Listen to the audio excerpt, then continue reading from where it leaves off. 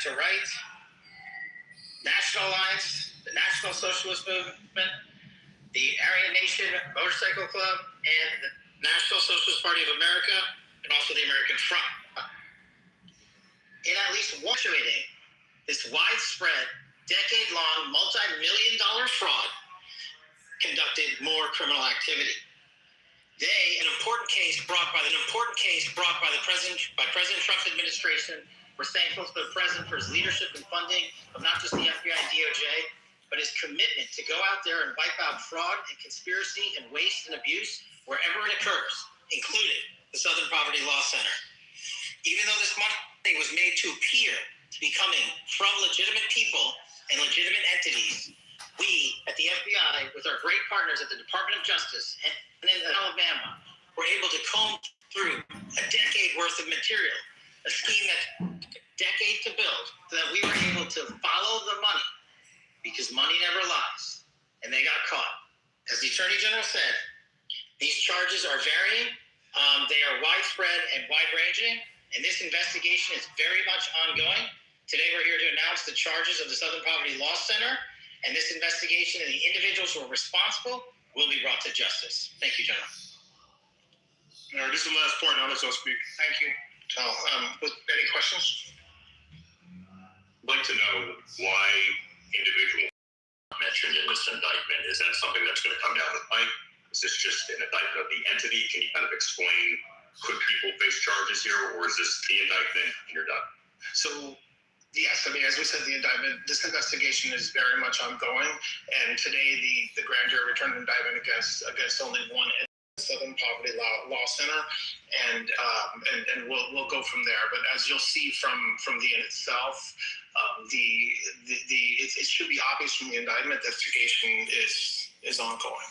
But you're alleging that the Southern Poverty Law Center was paying today is that they were paying. So the Southern Poverty Law Center was raising money, asking folks to give them money to dismantle racism, and basically to informants,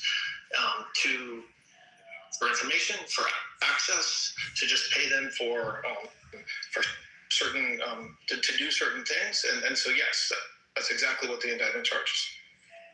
I was wondering if this is going to expand perhaps to more groups. Perhaps there's been a lot of accusations about particular groups like the Patriot Front that get a lot of traction. And we'll stop there. All right, do your thing. You want to chime in? I was just looking online while you were playing that of the donation. I said I was just looking online. Of the politicians who either endorsed or was funded by SPLC. And so you have Kamala Harris, Shamari Figures, they're all Democrats. Pramila, that's in California. Leslie Mata, that's Virginia. Alexandria Cortez, that's New York. Summer Lee, Pennsylvania. Rashida Tlaib, Minnesota. John Tester. The list goes on and on, but there's no Republicans. It's all Democrats for 2024. And it has the Ku Klux Klan, the Nationals. Oh, shoot, my shit died. But yeah, it's a lot. It's a lot. The fact that the Democrats have anything to do with why the justice system is targeting them? No. I want to observe one of the things that somebody mentioned in the chat. Joe Biden said he ran because of the Unite the Right rally. Now we see that the Unite the Right rally was funded by the SLPC. But see, I think it's worse than this. Wait, El Normo, are you against the SPLC? No, I'm against the illegal activity that they engaged in, the fraud. Before this indictment, was you under the impression that the SPLC was doing good work against anti-racism and anti-Semitism? Me as well, yes. Yeah. I was worried by that. They frauded me as well. Yeah, no, this has been something that's been known by many people for the last, I'd say at least celebrity, your business, whatever it is. No, you can kind of work and try to avoid it. But what they do is they make their money by basically manufacturing a hate crisis or a racism crisis. And to play on the heartstrings of people's emotions so they can donate. Wait, are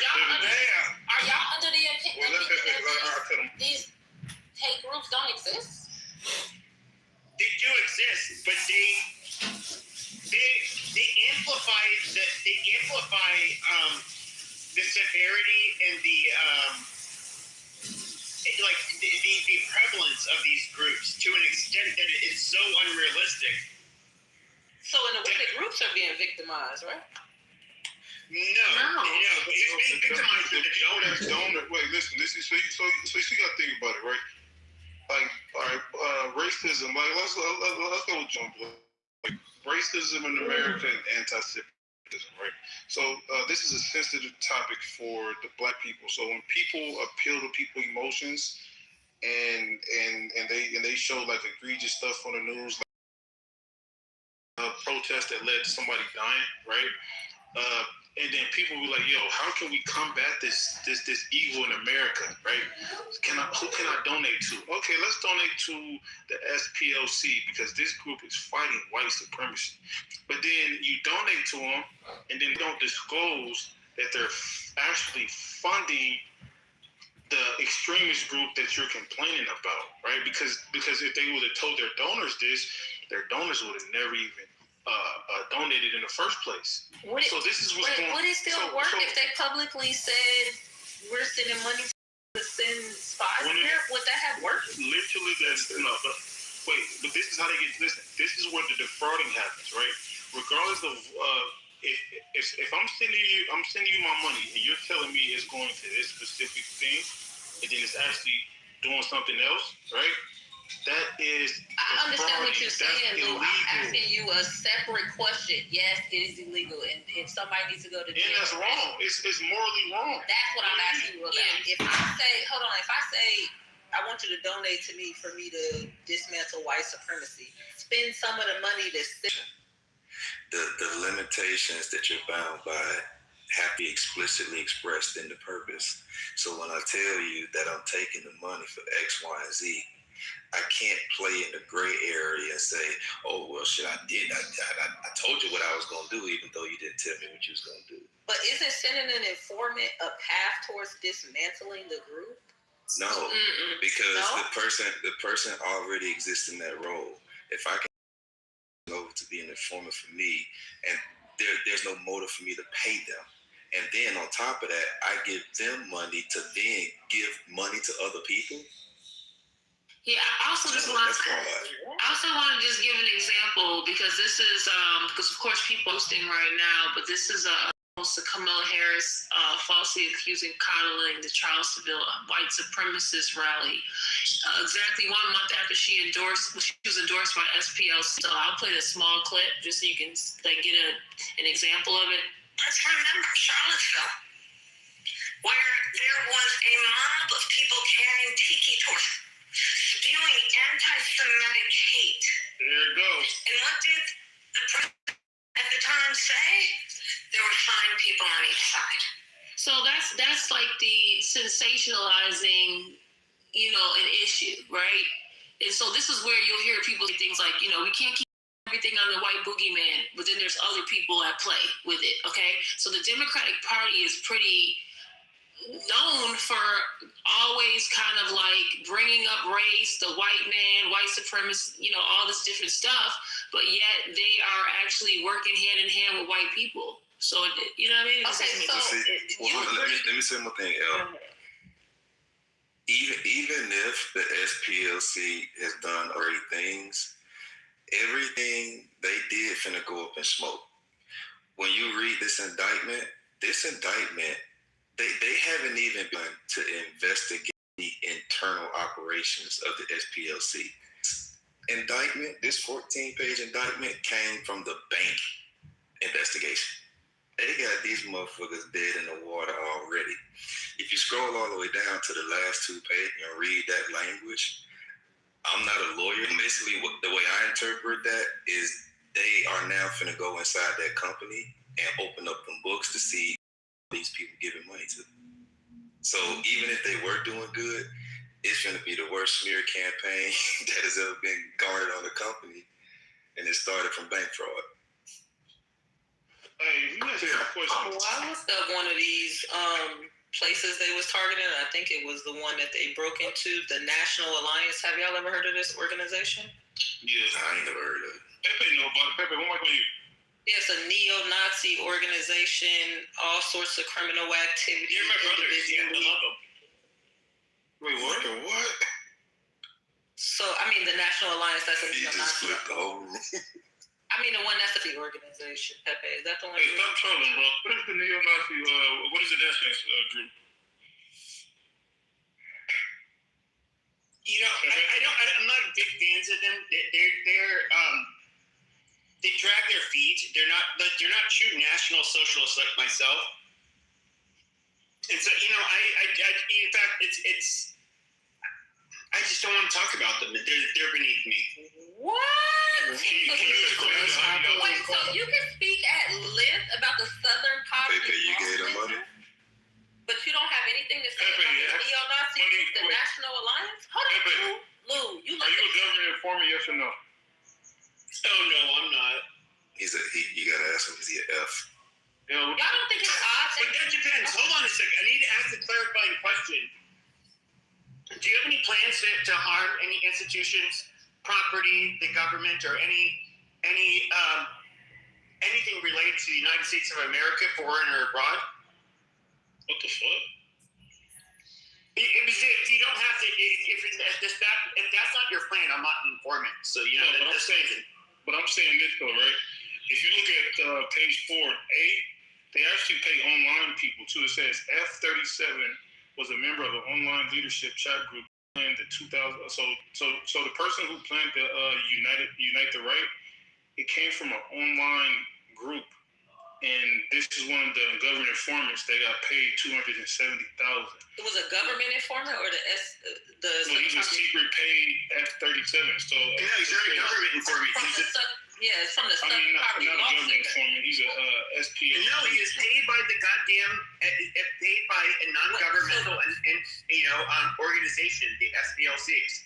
And you would be against an anti-white supremacist organization sending somebody into an online group to spy on them? Y'all are against that?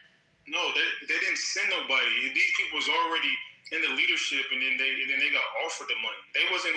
These people wasn't like created by the SPLC.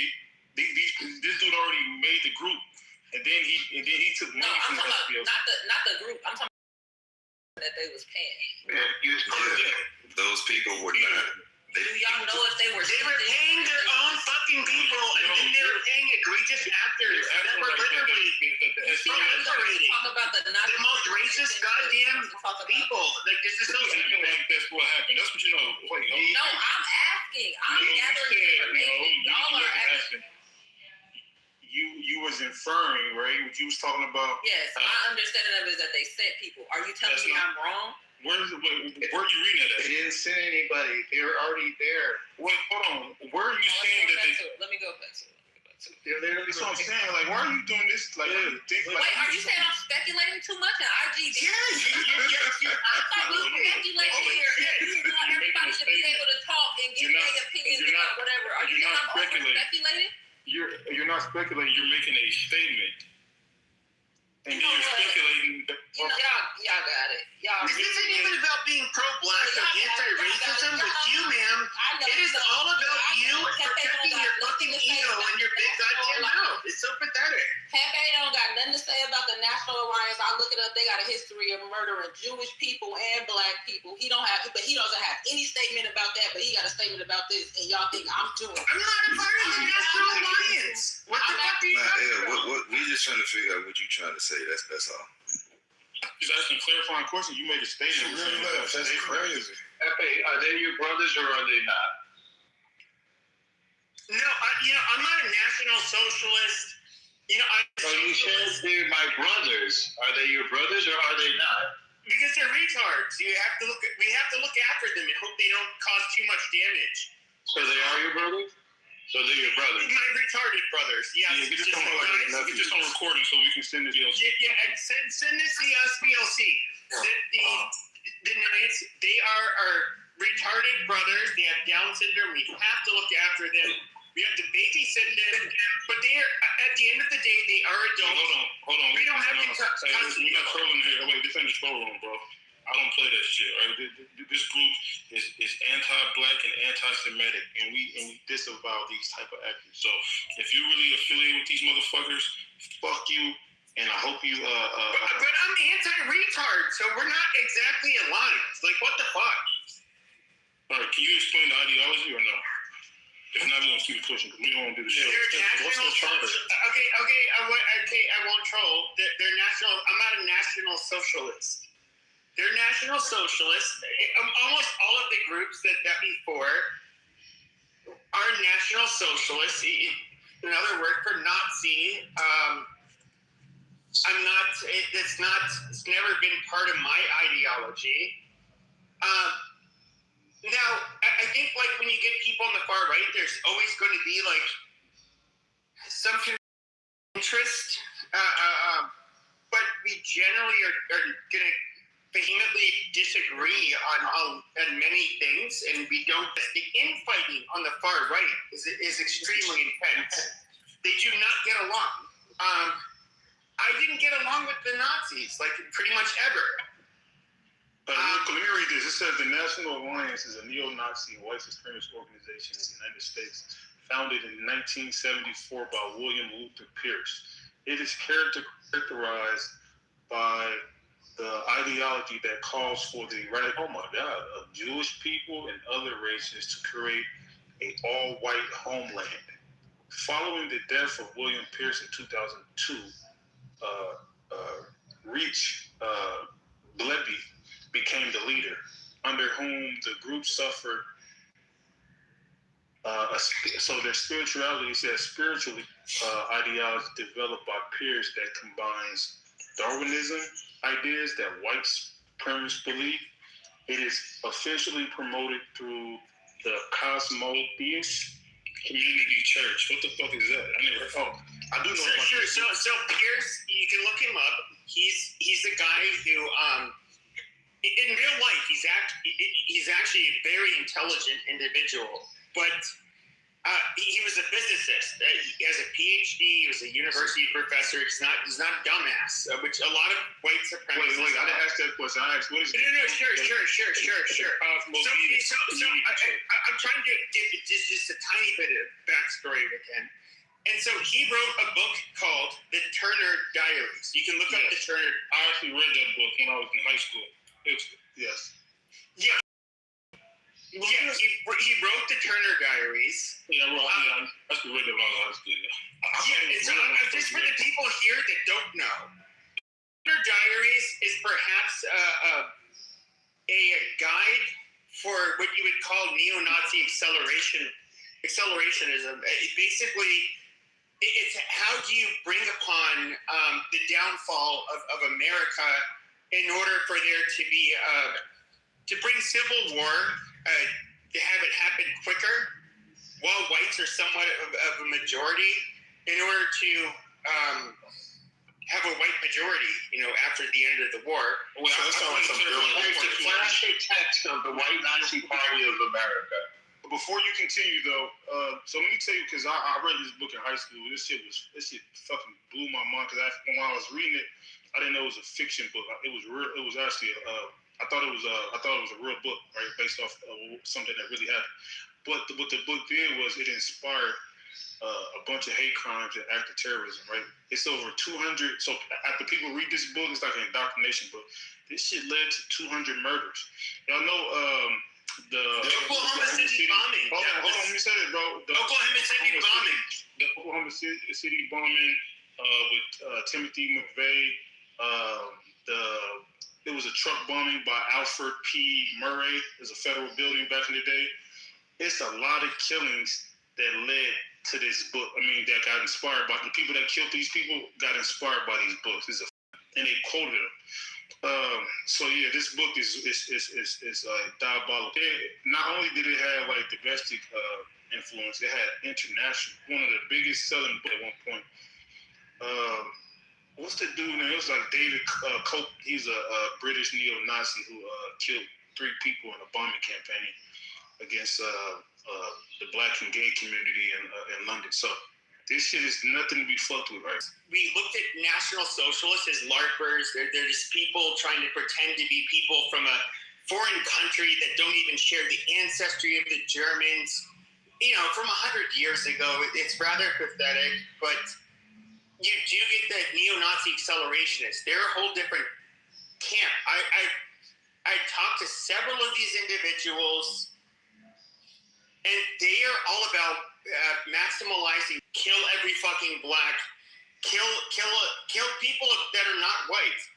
And their whole ideology is basically that the American government will then crack down on white people, try to take their guns, that you'll get angry mobs of blacks and browns that will start attacking white people, and then the white man will be forced to protect himself, and it will bring about the downfall of the United States, where ultimately the white man is triumphant. Wait, does the book cover does the book cover their birth rates drop into as well? Because that's going to be an issue if they drop. Yeah, our birth rates are actually. But it talks about the replacement theory. It's like it's just a racist ass book.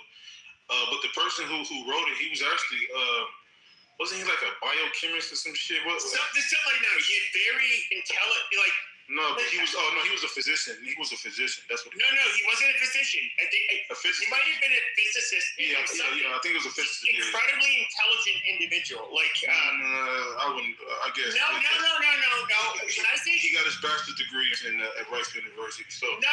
He's a doctor. He has a PhD in physics or something like that. I'm reading it. It says Pierce received his bachelor's degree in physics from Rice University in 1955, as well as a doctorate at the University of Colorado in 1962. Yes, he has a PhD. So yes, he has both. Yes. So this is what I'm trying to say, is that he's not some like low IQ, not able to accomplish any. Yeah, he's literally he is a fairly. Or not fairly, he's a very intelligent individual who had an extreme ideology. Look, we can look at Noam Chomsky, for example, who's on the very far left, who, he, at the end of the day, you cannot say that he's even close to average when it comes to intelligence. You're trying to change the subject, individual. You're trying to change the subject here, Pepe. No offense. No, I'm not. But like, what I'm trying to say is that you can get people on the far left and the far right that are extremely intelligent. That, like, the ideology is not necessarily tied to how intelligent you are. And this man is a murderous psychopath. Sure, he is. Sure. But nobody would call him stupid. Assessing the murderousness and the destructiveness. But we all know that. Okay, but nobody denied the murderousness of their ideology. I know this shit makes you, I know you get your rocks off and you're feeling good about this white supremacy shit, but just calm down. So let me just read some shit. It says, the book was inspired by numerous hate crimes and acts of terrorism. It is estimated to have influenced the perpetrator, the sword in the arms of the Lord, plotted a bomb the Alfred P. Murray Federal Building using a truck bombing. This plan did not go as action over the decades. In 1995, Timothy McVeigh perpetuated Oklahoma City bombing, killing 168 people, targeting the same Alfred P. Murray building. What else? It says he was found with a copy of the book with several phrases in the immediate casualties. And we can still find them and kill them. This shit is like diabolical. What the fuck? Why is this the most radical playbook? I ain't gonna lie. Well, I'm actually in agreement. Like, these motherfuckers need to get infiltrated. Sure. So, but that's the only way that you can kind of. I have a question. These type of. But this is the main difference between. Hold on. No. You literally talking nonstop for like 5 seconds. With a quick answer. But you don't need to say you guys There's a huge for 5 seconds. No, shut up. Just No, because I'm talking about the book, bro. Nobody cares. I want to know why are you so comfortable around white supremacists and why? Like, I want to understand. Nobody cares. I'm not answering your question. I'm responding to Lou. Nobody. Yeah. Okay. So I'm responding to Lou. Okay. I'm asking. You cannot ask me anything until I respond to this. Why are we entertaining someone? Because I'm responding to it. Shut your fucking mouth and let me respond. I only have one sentence to say. Just shut the fuck up. I really don't understand. It's really interesting. Nobody cares. Let me say the one. I'm just responding to his point. He wasn't making a point. He was making a statement. No. If you actually take the time Yes, he did, and this is where I'm responding to it. A statement doesn't need a response. It needs to be actually understood. And if you actually take the time, you might actually learn something. Hold on, real quick. Let me say this too. For an example, Mr. Lufa. Yeah, whoever is on the stage, like, muting me and then kicking me down, that's so retarded. I was responding to Lou. All right, hold on, bro. All right, hold on. Let me just finish this part. My bad. Phone call. It says J.M. Berg noted that there was, quote, no clear indication that Timothy McVeigh subscribed to any specific white nationalist ideology despite his fixation on this text, which is cat. The book was the first piece of evidence introduced during a trial. Witness testified that he was obsessed with the book and sold it at a gun show. His attack was very similar to the truck bombing of the FBI headquarters in the book. After the bombing, the book was brought to greater public attention. Mark Otok of the SPLC, which is crazy, said in the aftermath that William Pierce doesn't build bombs. He builds bombers. Pierce stated opinion on the bombing varied at the time. Hold on, let me find the part where they was talking about this other dude. Okay, here you go. So it also inspired the formation of several violent groups. One group called the Order, which is a white supremacist organization, terrorist organization. Yeah, I know the former leader. I talked to him quite a bit. Is he your brother, Pepe? No, I talked to him on X quite a bit. Why does he feel so proud to say that kind of thing? I don't understand. No, I'm saying I know who they are. Anybody come with their mic, just shoot them. Anybody, I don't care what it is. Anybody come with their mic. That says the Order, because this is all new to me. I'm not familiar with these groups. And I think a lot of people need to be proactive instead of reactive and start looking up these groups, see where they at, see where their ideology aligns, so we can get rid of these pieces of shit and stop reacting to when they do some violent shit to us. But let me say, it says the Order in 1983 and 1984 was a white supremacist terrorist organization which named itself after the organization in the book. It formally called itself the organization. The Order murdered 3 people, including talk radio host Alan Berg. Sounds like a Jewish man. Let me see. Make sure. There's a Jew in Denver. Yes, they killed him. Wait, why did they kill him? What the fuck? Because they disagreed with them. It's just they're terrorists. All right, let me finish. All right. And committed numerous robberies, counterfeit operations, and acts of violence in an effort to provoke a race war in the United States. In 1994, the Aryan Republic Army, what the fuck, committed a string of armed bank robberies, at least 22. They were inspired by both the fictional The Order within the book and the Order organization that had itself been inspired by the Turner Diaries. One statement they recorded encouraged watchers to read the book. Members were also, so this book basically inspired all type of, now I don't know if this is true or not, but this is my last point, I'll let y'all go. It says in the wake of the January 6th United States Capitol attack, historians Kathleen Ballou argued that the book was an inspiration to the rioters. She wrote that some actions in the attack appeared to be inspired by the book. Is this the bitch from the University of Chicago? She's a kook. Shoot him. I told you, we might come out there, Mike, shoot him. Bring him back up after I'm done. Damn, where was it? Fuck it. Don't even worry about it. Who next? This shit crazy, I ain't gonna lie. Yeah, what the fuck? Definitely different. Where the fuck is these pieces of shit at? Somebody said these people be on X? Yeah, I think it's gonna be crazy. Bring somebody back up. And you know what I'm thinking? Go ahead. No, you go. No, I was just wondering. I see why Jewish people don't be aligning with the and I see why they be like, man, I'm not white because they I kind of, but damn, this shit kind of crazy. Yeah, I be saying that sometimes when people be like, the Jews is out to get us. I be like, the white supremacists want to kill the Jews too, but whatever. Here goes nothing. Go ahead, say your stupid comment. The fact that you think I can hear him is crazy. I don't speak racist. But I wonder if this is going to backfire, where it's like they're gonna bring so much attention to the Southern Poverty Law Center that people gonna go online and listen, because they have like an archive. The Southern Poverty Law Center has an archive of all these hate groups. It's like an encyclopedia. So I wonder if this is gonna backfire and people are gonna go. Because you said you never heard of the National Alliance, right, Lou?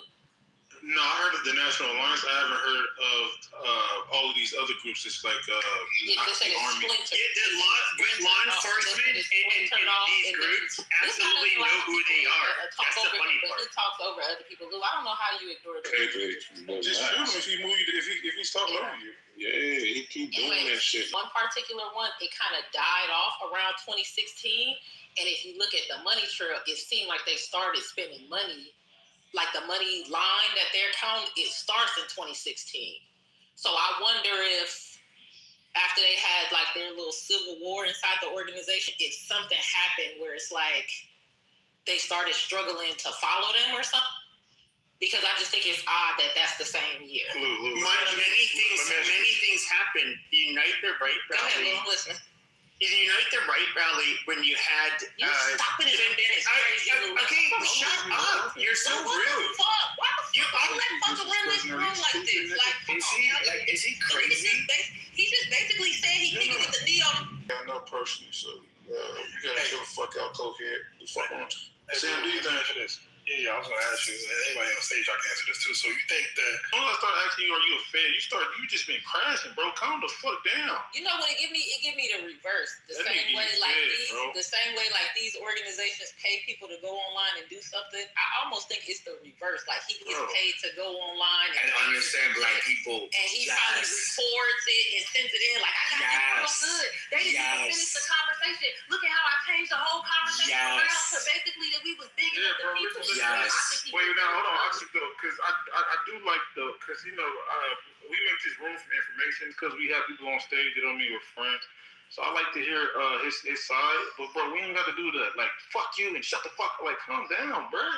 Yeah, I definitely understand. This is an opportunity to exercise his racism that he gets a whole Listen, first of all, you can't exercise racism on the stage. It's like just words. But I do like to hear all sides. But bro, you gotta calm down. And disrespect El Janelle. It's not happening. Right, I want to make it all about him. I just want to say something. I don't know if you noticed, but he's kind of conducting the narrative. Like, you see, when I asked him, like, well, can you tell me about the National Alliance? As much as he likes to talk, he actually said he didn't have nothing to say. And as soon as I started to talk about it and look it up, to talk about it. Because he wants to stick this way. The guy is smart. You see what I'm saying? So you're talking about William Pierce. You got to catch that he's okay. But I'm saying that, but the National Alliance was. She asked you about the National Alliance, and then you he created but he created the National Alliance. Yes, but I could tell you about Pierce, and that's why I went on to say, like, yes, the Turner Diaries, all of that.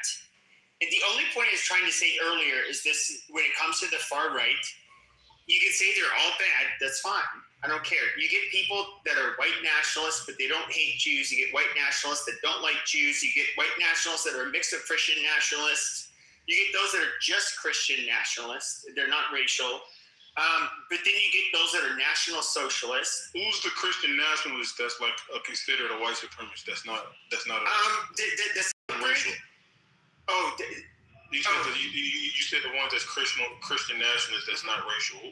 Name somebody that's famous that's not racial on the right. That's not racial. I would say, goddamn, off the top of my head, I'm trying to think of it. There's many. They're all brother. No, they're not. A lot of the Catholic or Christian nationalists, or even some of them are Catholic nationalists. They are basically, you can say, like jihadist Christians. And so they don't care about race, they care about religion. And by the way, you can meet them on this app. They are black, like literally from Africa, from socialists, which, are kind of already, kooky to begin with. But then you get the neo-Nazi accelerationists, which are violent terrorist attacks. And these people are like absolutely fucking insane. Are they usually in the South, Midwest? Where are they? Like all over. Yeah, so Lou, let me ask you this. All right, so back to kind of like this little indictment, though. If you think about it, I know people are split on what they feel like is the intent here for the Southern Poverty Law to donate $3 million over the course of 8 years. Do you think that they were donating because they knew groups like that were crash outs, or do you think that they were assisting in? They was doing this thing called the GRID program in California, right? Where they was, instead of giving the money to police officers and the money to gang leaders to stop violence in their communities, right? So they give them a phone. Basically, they report to the police officers. These are like those gang leaders, and then in return, they give them 6 figures, right? So there were gang members that was just doing this strictly for some money. They knew that they wasn't going to give them anything substantial, right? To like get somebody indicted, but they'll like report certain shit to the GRID program, just enough so where they can get their money, right? So this is what's going on. This was going on in California for a minute, like for the last 15 years. So I'm pretty sure that's probably what's going on. I think a lot of these federal informants, these the CIs that work for the SPLC, I think they probably knew that they were just using it for money. They was probably telling their homeboys, their little Nazi homeboys, what was going on. I think it was a play, man. I think they got played. Yeah, Lou, let me ask you this. Imagine you belong to a gang, and you find out one of the other gang members is giving your rival gang money to buy bullets. Putting aside what would happen to that. What was the question about that? Yeah, imagine you belong to a gang and you find out one of the other gang members is giving your rival gang money to buy bullets. Mm-hmm. Yeah. Never mind what's going to happen to that guy when people find out. Exactly. I mean, that's the analogy I just thought of here. And I honestly agree. I don't think. I don't know. I think the dudes that they was paying probably was relaying the message, because it's like okay, for you to use a CI, right? You will have to have some information on them. That way, they won't turn on you, right? Yeah. So, like, what would the CPLC or SPLC have on these informants to where they feel like they're loyal to the SPLC outside of just monetary gain? Can anybody kind of answer that? Because the FBI, like, they'll have a case on you, and if you don't, if you don't cooperate, right, they'll just indict you, right? So it's like, what could the CPLC do? If you know what I'm saying, like as a consequence. Maybe you don't think that, like, the fact that you can't jail people and they can't have that type of leverage, that's why they needed the money. One, or wait, what was the first question? Maybe that's why they needed the money, because they didn't have leverage over them. One, and then also maybe some of those people get sick and tired of hearing that shit, and they have feelings where they like, fuck these people, I want to turn them in. Or maybe the people already not racist and they go in there purposefully undercover because they want to feel like they wait, but there's no proof in the indictment that these people were like already undercover. These people were already I'm speculating. This is we can speculate in here, right? Yeah, I hear you, but I'm saying that's probably happened. But I'm saying it has to be like, okay, if I'm a leader of a gang, right? Or if I'm a leader of a Nazi group, right, and let's say, all right, I just want to get some money from the CPLC or whatever. You know what it is, probably, Luke? Yeah. The Southern Poverty Law Center, they would go out of business as an institution, or they would have no purpose as an institution if there wasn't racist, right? So what the Southern Poverty Law Center probably did with this, and I don't know all the details, I'm just going to spitball it, right, armchair quarterback. They probably funded their enemies so they would have a reason to stay in existence and receive funding from various sources. That's not the only thing that they do, though. Like, that doesn't make any sense. That's literally was my logic when I first read this. Right. I just aren't familiar with this. Hold on, let him land. When an institution or a public institution especially loses its purpose and it doesn't restructure or find a new purpose to our existence, it just basically gets destroyed. This almost there are no more white supremacist organizations to fight anymore, right? Exactly. Well, not like it used to be, right? It's not like Jim Crow, right? Or like political parties that are actively, openly white supremacists, right? Do you think it has to be as bad as Jim Crow to still need to be fought against, or I think the Southern Poverty Law Center has been wasting a lot of money in the last 20 or so years. Wait, no, I'm sorry, but I asked you a separate question. Even I'm answering your question. This is my last question. I'm literally answering your question. No, you say you think they've been wasting a lot of money. What I Yeah, so I don't think this is my last question. This is my last question.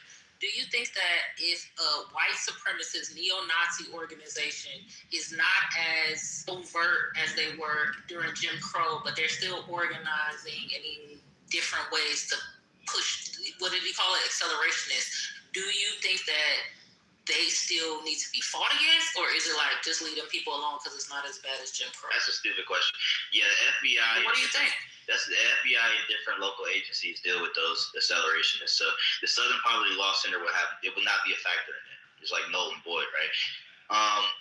Yeah. So I was gonna say to the people don't even know this, but answer my question. I literally answered your question multiple times. No, you said it's not like I answered your question multiple times. If you don't like the answer to the question, if you don't like the answer to the question, you can just move around. I said if it's not as bad as Jim Crow, you would still need to be pushed back against. Yes or no? Yeah, I just answered both of your questions. Hey, before my bro Armenians continue, can you, whoever got Chris blocked, can y'all unblock her or move y'all down?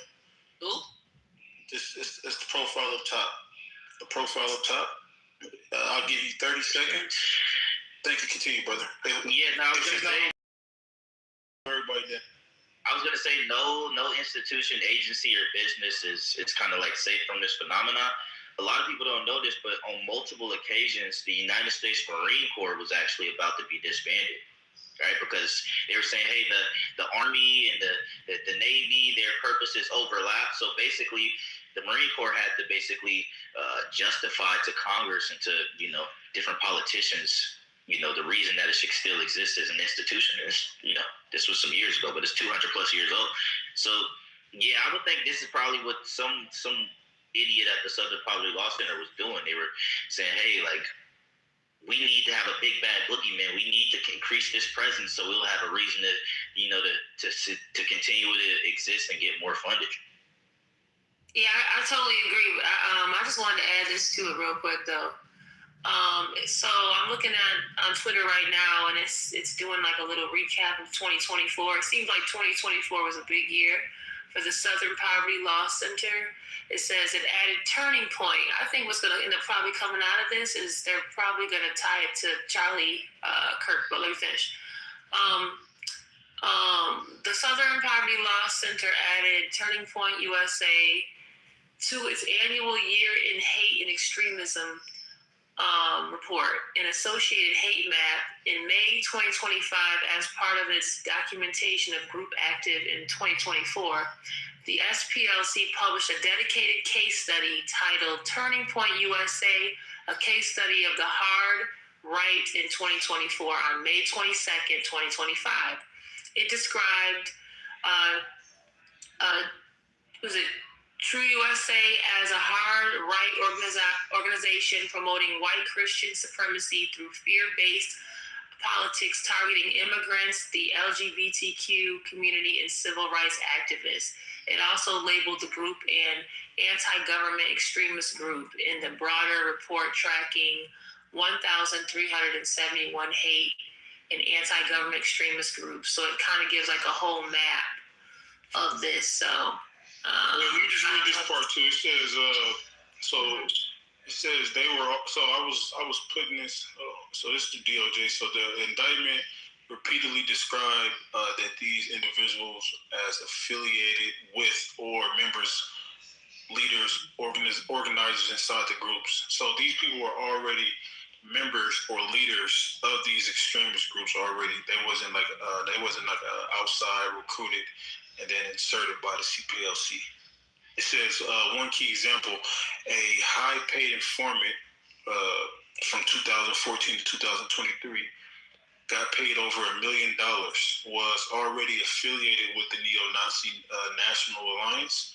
Another, an informant who received $270,000, was a member of an online leadership chat group that planned the Charlottesville Unite the Right rally.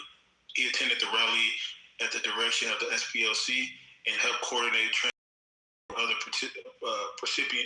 participants while making racist posting under CPLC supervision. So he was making racist posts under CPLC supervision online. And then it says the CPLC internal call them field sources, or the Fs. So the program, which, yeah. Do you think? No, good. I thought you was there. No, you said. I was going to ask, does it give any details on what the participants were doing? Like what their status was, like, you know, or what their engagement was? It's the same as if the FBI uses agents to pretend to be children to capture pedophiles online, and then they arrange to meet them and fly them. Yes, it literally is. That's what they do. They pay people to pretend to be bad guys. They do the same thing with drug dealers. It's literally the same. You said they paid them to put hate. They were already members of these extremist groups. So listen, exactly, Lou. They turned on their organizations and they were informants. Yes. Okay, Miki, let's just slow this down. Right? Remember when you went in the white hate groups to literally bring intel back to us? The difference is that you weren't paid and you just weren't a member. But guess what? You actually had a fake profile. You were in those orgs, you joined their groups. Now, when they come with the indictment for you and saying Lou Fax purported to be a white racist, purported to agree with them, because you told us you did this, purported to communicate racist information. It does not matter. The difference is that you were not paid, but you literally did the same thing. You joined their organizations, you pretended to align with them, and you communicated with them in their own language. Same difference. You're just not an official informant. Giving millions of dollars to leaders. Let me say this last part, brother. So there were no evidence. So this is how the FBI, right, or the government operates, right? They have criminal leverage. So like, if they got you touching children, and they like, okay, or they got you stealing or killing somebody, and they say, okay, in order for you to beat your sentencing, you have to work on behalf of us, right? If not, you're gonna go to jail. In this specific SPLC case, they didn't have no evidence of criminal leverage or blackmail, right? To mention in the indictment, there was no where if we're going to pay you this money and you give us this information, if you don't give us this information, then we're going to lock you up. They didn't have that leverage. So comparing this shit to like the FBI or like some espionage or some shit like some Jeffrey, not comparable, ma'am. Financial organizations also have informants. Whistleblowers also get paid. Everybody with the FBI or the feds are not because they got caught in turn because they had leverage on the crime. Some people. Who said all? I said this is how it works historically. Well, when you say this is how it works, it kind of implies like this is the difference because they don't have no criminal leverage. But I'm saying there was no criminal leverage at all. But there are you recognize that there are informants for the CIA. Can I say something? That are not in the. Can I say something? Hold on. So listen, I think y'all getting stuff confused. I don't know how y'all let Pepe talk uninterrupted for so long and I can't. I mean, you interrupted me multiple times. So. Yeah, but I ain't interrupted nobody. I'm just saying that. You interrupted me. You gotta finish. Go ahead. I didn't know she was still talking. Is Chris in here? No, I don't see her. Yeah, all y'all gotta do is click the link up top and unblock her. I don't understand why y'all What is her block to? Well, look at the people you normally don't have modded in here, and then why don't you ask them? We do this all the damn time. No, I only see one KKK crack up in here that's modded that don't normally be, and that's Matt. Yeah, wait, Matt's a KKK? Do you already know that he say nigger and all of this other dumb shit in rooms? Lou, we told you this shit for years. First of all, I ain't never heard him say that. Yeah, he don't tell it to you, but he still fucking says it. Come on, bro. Seriously? I never heard him say that. Well, put a 1 in the chat if you've already heard him say this shit in other spaces. Please stop. He said nigger? Yes, he also says all kind of crazy. He literally said this clubhouse makes me more racist. Yeah, run your mouth. Oh, shut the fuck up, dumbass bitch. We already know who the fuck you are. Crackhead. Racist ass bitch. Your mama home. Fuck you. She has me blocked because I can't message her. I can add her, but I can't message her. Does that mean she got me blocked? No. That means she ain't following you.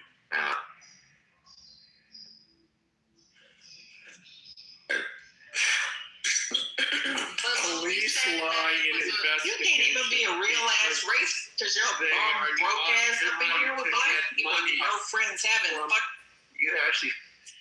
Police lie and use undercover tactics because they're not trying to get money from average citizens while they're doing it. They're trying to catch criminals. And the courts have ruled it constitutional in such key cases as Frazier versus Cupp. If you're trying to get money from people, you have to tell the truth. Wait, did you say the police don't get money from people? Did you say the police don't get money from the average everyday person? Is that what you said? I didn't know. No, Miki, you know what I said.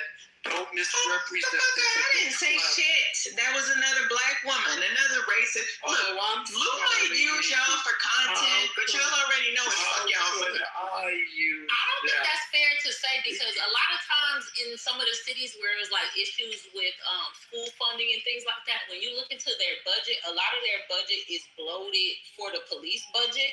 And like when people try to say stuff like, hey, why don't you take some of this money from the police budget and give it over to education? The police union were organized to be like, no. I'm moving everybody down, bring it back. And they would be like, I'll definitely die. I'm afraid of it. And they would be like, we need all of this money because look at how bad the crime is. So that's kind of the same thing. As soon as I move somebody down, that's what come to roll. I don't understand. Like, what the fuck? All right, let me do something real quick. All right, everybody come back on stage. Unmute your mic. All you gotta do is unmute your mic, come back on stage. Damn, Lou. This a new thing. I don't even have nobody blocked on this page. Not even the Bitcoin scammers. I don't know why when it's not y'all be soft. Chris, who do you think? Okay, well, can you show me? I don't know. I don't Chris, that's what I'm saying. I'm sorry, not you, Chris. That bitch, that like. Just unmute your mic. You wanna come back right on stage, there, everybody? like. Chris, Unmute your mic. who do you believe it was, Chris? Let me see something. I'm trying to see like who Listen, can y'all need to listen, like stop making the stage straight. Listen, I just want to say this. Don't bring y'all beef in other rooms to this room. I allow everybody in here. I don't allow disrespect in here. We're going to keep it to the points, to the topic, and we keep it pushing, okay? Just because I'm people that don't mean we're friends. I don't know 98% of y'all. And I might keep it that way, all right? So, yeah, let's just keep it to the topic. Let's not derail it. Try to make it shit about other rooms or what happened. I don't allow no disrespect, okay? No racism, no bigotry, no anti-whiteism, no anti-Semitism, no anti-Negroism, no anti-LGBTQ, okay? And no colorist behaviors, okay? Thank you. Let's continue. Too late for that? Yeah, it's never too late for you to act like you got some sense outside of the shit that was done to you. It's never too late for that, right? Because everybody in demographics ain't did shit to you, right? But you want to blame everybody as if they did some shit to you. That's crazy. So I'm in very much agreement with Lou. Do what you got to do for your stage, real talk. Because some of y'all just don't know how to get over shit just because it happened to you, as if it ain't I don't know how many people on this earth. Y'all get over it, all right? Get the fuck over it. What are you saying, honey? The fuck? What are you talking about? All right, so I just want to say this, right? I'm going to do a poll because I'm on the side of there's an incentive, right? Because people, there's like $1 trillion industry appealing to people's emotions and trauma, right? And then people use that trauma as leverage for donations. And then they use that donations to incentivize the same trauma that we're donating to, right? So that's what I think is happening in this situation. I think these people, I don't think everybody in SPLC had this malice intent, but me knowing the history of these white liberals and what Malcolm X has said about these white liberals and how they're usually the most dangerous, I'm pretty sure that these people didn't care about the hate crimes that they purport, and they actually use these people to add on to the division in America so they can make all of this money. Okay, there's a Nigerian albino that's in prison right now for this exact same thing with Black Lives Matter. They used money, the donations for Black Lives Matter for their own personal gain. So yeah, we'll leave it at that. Bro, you know Booker T. Washington. Called this shit out years ago. He already said she felt like it was pockets. Can we all not The young brother her. What? Wait, no, because I asked Lulu. While y'all circling back, She had me blocked. Shut the fuck up. Y'all go listen to Pockets. Go listen to Pockets. Pockets got some good ass fucking music. Y'all go listen to Pockets. She got some dope ass fucking playlist. Playlist fire. Okay. All right, mute up. This ain't got nothing. This ain't fucking verses. Just everybody calm the fuck down. Hey, real quick. So Pockets, when you click on her profile, does it say block? Yes or no? No, it literally says I can't message her, so that's why I asked you. Does that mean I'm blocked by her? So Pockets don't have to block. My page. So you can't. I would even add it as a PTR. If that makes everyone feel better. If you're not following her, she's not following you back. Nobody can message her. So it's not. So she just. So since because before she got in here, you insinuated that she had you blocked. She doesn't know you. I don't know. I was. Listen. We were. What is going? Don't make this a thing. He was asking if someone had him blocked. Okay, don't make this a thing. I was just making sure if I didn't have her blocked. All right, or she didn't have me blocked. I was being proactive. The fuck on. It's nothing on Pockets. No one's on the wrong. I'm happy y'all ain't even doing half of the shit. Let her know here. Pockets probably don't got nobody blocked. I'm biased. All right, we're moving on. We're not gonna do the ADHD shit. One mic on our menu. Stop, because they trying to play Pockets. No, stop. No, stop. Get your big head ass down. All right, continue. Yeah, shout out to the patriarchy. But Booker T. Washington actually talked about this phenomenon, well long, how long he lived, right? How long ago he lived. He basically called out like the black people, the black elite who were basically ambulance chasers. That's what he called them, ambulance chasers. So he talked about how like rather than fixing the problem and coming up with like actual solutions, they kind of create this economic insulation where they always have a job and they're all or lobbying politicians. It's just they're ambulance chasing and they're running up a bag, and it's just weird. I don't know. Yeah, I agree. There are a lot of organizations that say that there's hate. Like, for example, wasn't the SPLC founded in 1973, and they still kind of do this shit to this day? Right? They pretty much talk about conserving traditional values and how we have to keep America white. Oh, shit, my bad. That's the Heritage Foundation. I thought we were talking about white liberal organizations. Turns out there's a white conservative organization that does the same thing. Now, are you guys familiar with the Heritage Foundation? Yes. Brother. He said, brother. I will tell you. Tell me, brother. Thank you, ma'am. Thank you. With all due respect, ma'am. God bless you. He actually said that they're loud. He said that they're just as bad, but he said the reason why white liberals is just as worse, right, and more dangerous is because they do this wolves in sheep clothes. They smile in your face and act like they care about your issues, but behind the scenes, they perpetuate the same racism that the right is outwardly portray. So that's the difference. I'd rather deal with people. If I had to choose between the lesser of two evils, dealing with people that tell up front versus the people who smile on my face and then enact the same Klan tactics, I would rather deal with the right. And when it comes to that specifically. So you'd rather the outright Klan than the people you say are funding the Klan? Oh wait, everybody on the right isn't the Klan. Oh. Everybody on the left isn't the Klan. I'm saying if I had to choose, I would rather not deal with either. But if I had to choose between somebody that smiles in my face, right, and act like they're a friend, and they perpetuate racism, and somebody that tells me where they stand with me, so I know how to move and conduct myself, right, I will choose the person on the right. Am I tripping anybody? Hey, Lou, let me read what the Honorable Booker T. Washington said. Actually, he said what would he have said about you, Armenians? He would have called you a coon. Hold on, excuse me, Queen. He said, in profiting from pain, in my larger education, Washington noted that some individuals make a business of keeping the troubles, the wrongs, and the hardship of the Negro race before the public, the grievance industry.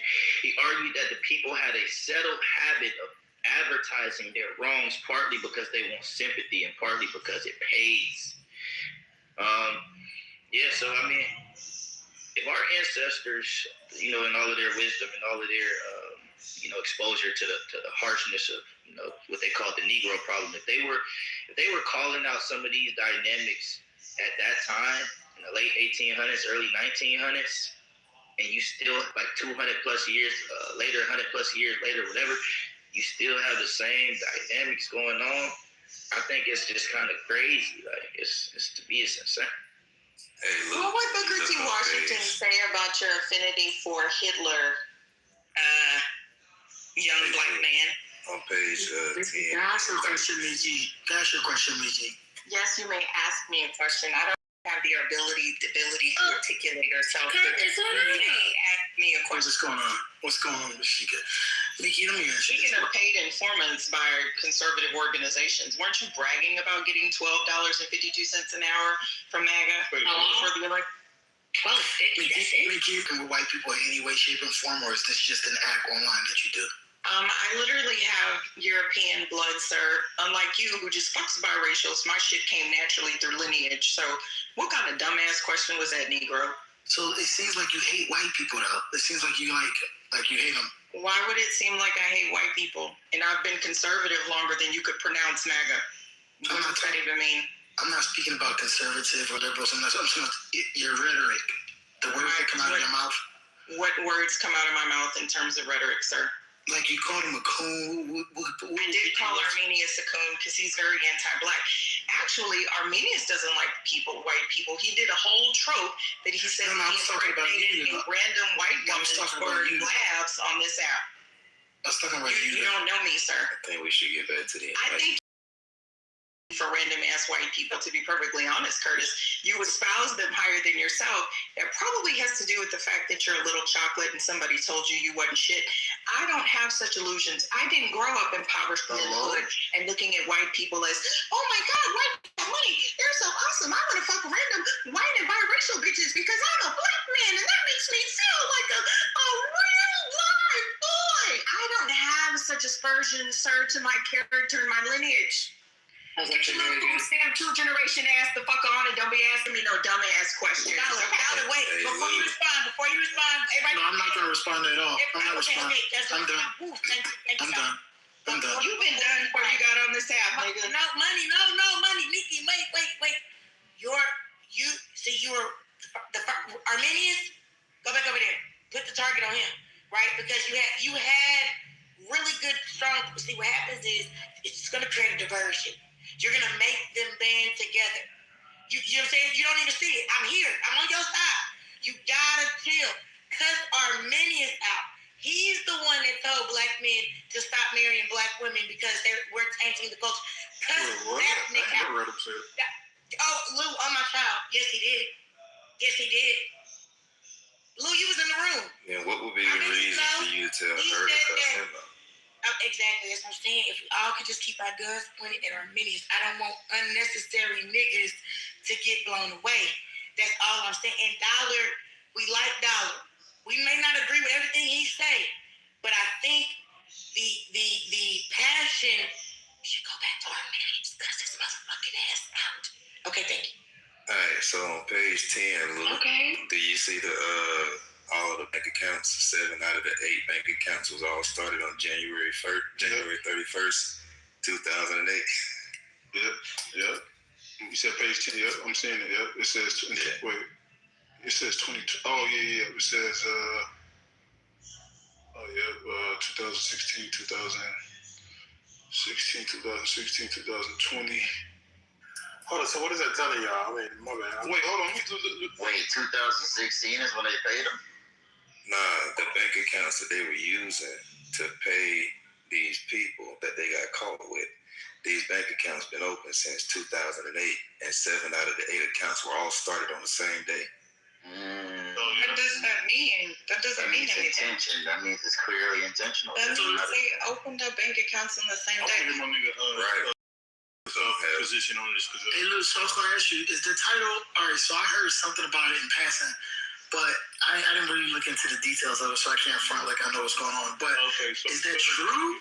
Yes. Yeah. So Cash Patel, this is like 3 hours. Yeah, I seen the interview. I seen a clip of the interview when he lost it, and then the deputy attorney general, deputy FBI director had to step in. Cash Patel, when he was like, when the dude was pressing him up with some shit at a conference. He was trying to hold a conference about the Southern Poverty Law Center. He kind of lost his cool a little bit. I just seen the interview a little bit. Okay, asking about him being an alcoholic or some shit. Yeah. It was going off the rails. I didn't see that part about the alcohol. What happened? They was like, you can't get into your computer. Is that professional? You don't know how to get into the computer. And he started to snap. Or was just the clip I seen? But I didn't hear about this. Is that true? They really was funneling money to the KKK? Yes, they literally gave one of the leaders $1 million cash. Why? Creating chaos on both sides. That's why. So there's speculation. So they gave, and I guess one of their CIs, they're from a neo-Nazi organization called the National Alliance, who served as the quote-unquote F, which is I guess that's code for informant or formant. I don't know what the fuck that's for, but it says for the SPLC for 20 years, F9's activities include fundraising for the National Alliance. Between 2014 to 2023, the SPLC secretly paid F9 $1 million. In the 2014, F9 entered the headquarters of a violent extremist group and stole 25 boxes of their documents. F9 coordinated payments for the copying of the materials with a high-level SPLC employee who had knowledge of the documents that have been stolen. The original stolen material will return to the extremist groups in the second. I ain't gonna lie, y'all know who remind me of, because it's somebody on my mind that I want to say their name that I think is one of these informants, bruh. I agree. It's a couple. Like from black organizations. There's a couple. Clubhouse thinks it's you. Yeah, right. Rolling But to be perfectly honest, I don't know if y'all have gotten to the MAGA, past the MAGA adjacent arm. You know how this is going to piss off MAGA even more because Trump has so far never... Black people even more. What do you mean? No, Trump has so far never actually called any of these groups white supremacists or racist.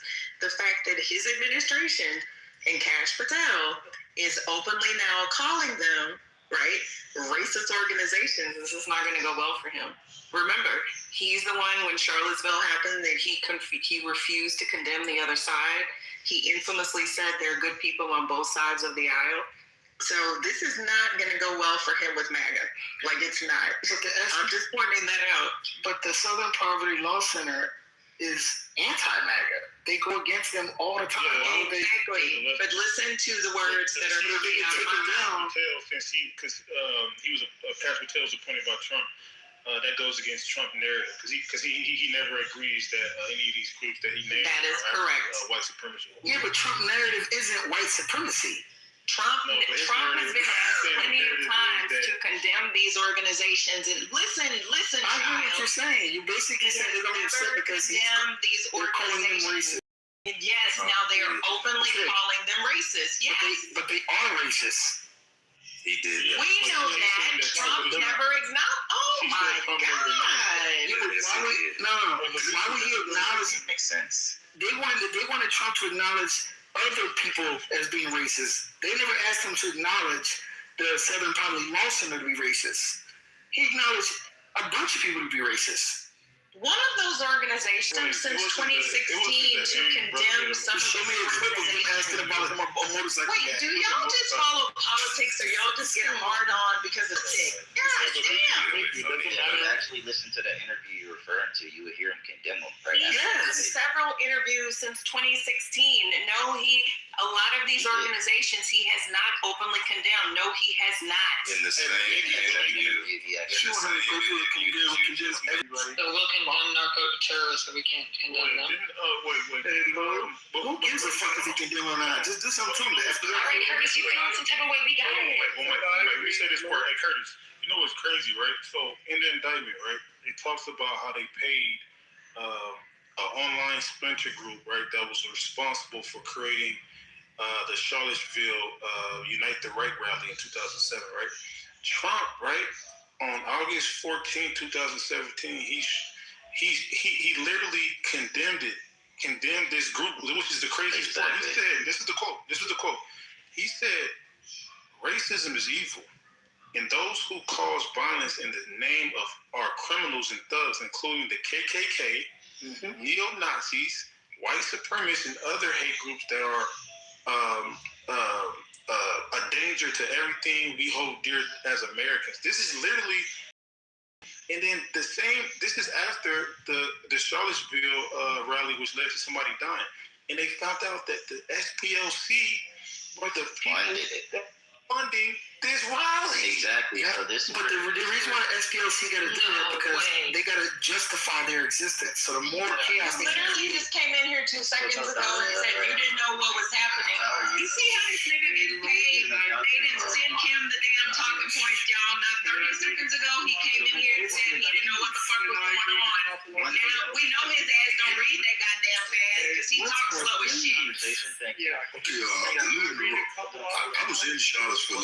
Alluded. One thing I think people have to factor in. Let me respond to the point of Charlottesville several times. So on either side of the political aisle, right? When you have these kind of covert operations happening, they usually use proxies, right? They usually use either stooges, political stooges, they're useful idiots, or they use actual institutions or these groups. So my speculation, and this is speculation, right? We talked about the incentive framework, right? Incentives drives behavior. If you people in the audience don't understand, good or bad, right?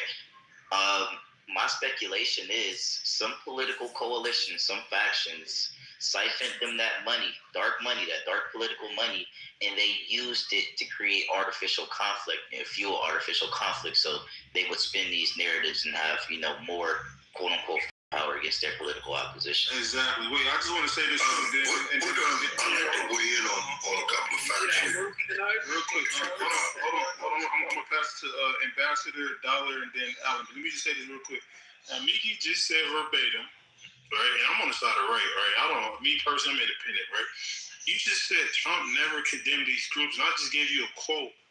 This is from October 14, 2017, right? This is his strongest and most specific him condemning this group. He said, racism is evil, and those who cause violence in this are criminals and thugs, including the KKK, neo-Nazis, white supremacists, and other hate groups. Hello? Look, she's on mute now. I thought you said that Trump never condemned them. He didn't condemn those groups. He refused to condemn the groups that made the murder at Charlottesville. And you actually keep misstating, which is why I put the indictment in the top. Slow as you motherfuckers read, because you actually mispronounced clandestine earlier. It's literally clandestine. I don't know what the fuck you said, but I wanted to come back and tell you. No, nigga, you fucked that word up. Don't take the bait. Just hand it to the facts. He said like 5 different symbols. Don't take the bait. Make her stick to the facts. I know y'all like being illiterate, but even though I don't like y'all credit. Can you just address what he said? Nigga, you just got in the fucking room and you said you barely heard of it, and now you asking me questions. Now, Curtis, stay in the 3rd grade range that your ass resides in. Seriously. All you know is cash apping and putting on a fucking comment. We see you. It's been about 2 years. Give a shit. Yes. I see you too. They were just arguing about one of your old hoes. I even heard from Pimp that he fucked one of your hoes too. Yeah. Oh, you want to have that conversation, Curtis? She's trying to personalize it to cause a deflection. This is a Democratic tactic. She made a claim. She was wrong about the claim. She gets grilled on the claim, so now she's going to talk about somebody. Yeah. And and how many women that he put his cocker spaniel. Hoe ass niggas. Which is all lies. Hey hoes. Y'all Can we stick to Charlottesville? We went from Charlottesville to Punani. We went from Charlottesville to Punani. We went from Charlottesville to Punani. Let's get back to the topic. This is a deflection, okay? She never had a man that was more handsome than Curtis, so now she's trying to condemn him, okay? Thank you. Yeah, this nigga gotta pay for. And I didn't even ask the question, Lou. You asked the question. Answer me is you gotta pay for this, nigga. Why am I being attacked? If Lou asked you the question. Curtis, you're safe. I promise you. She was trying to get her shit off. She thought it Oh was yeah, they been talking about your ashy ass dick pics too, Curtis. God damn, nigga. What? I don't even have any dick pics. What are you talking about? Man, I saw that. Hey, Lou, put her in timeout. Leave that dick alone. Freestyle. Y'all been having rumors all goddamn day about Curtis's coochie. Now y'all like, oh my God, he's such an outstanding individual. But we do know that every organization has dirty money. We know that, right? We know. So anyway, Miki, can you please address what he said? You said that Trump didn't condemn. Don't address me, you cash app for coochie charlatan. You're a fake conservative. Unholy. And you're ass. Finding random bitches out with roaches in their apartment. Shut the fuck up, Curtis, and go get some goddamn raid, nigga. We actually have a conversation. Probably not. We're her. Oh, go ahead. I'll sit back on mute. My bad. We need to fumigate the stage because Dollar is on it. I'm just saying. Can we get back you like hoes with bed bugs now. All right. I heard you not too picky, nigga. I heard you not too picky, nigga. Boy, you wasn't the first one to hit none of these. Can we find an organization that delivers money? I ain't even know, Nikki. You sound like you getting paid right now because the fact that we on pussy and we just talking about politics. Now, why would I get paid to talk about Curtis's hoes with his woes? I don't even have. Who the fuck is gonna pay me for that? Seriously? Who, Lou? Can you just stick to the questions then that Lou asked you versus talking about something? You just making up stuff.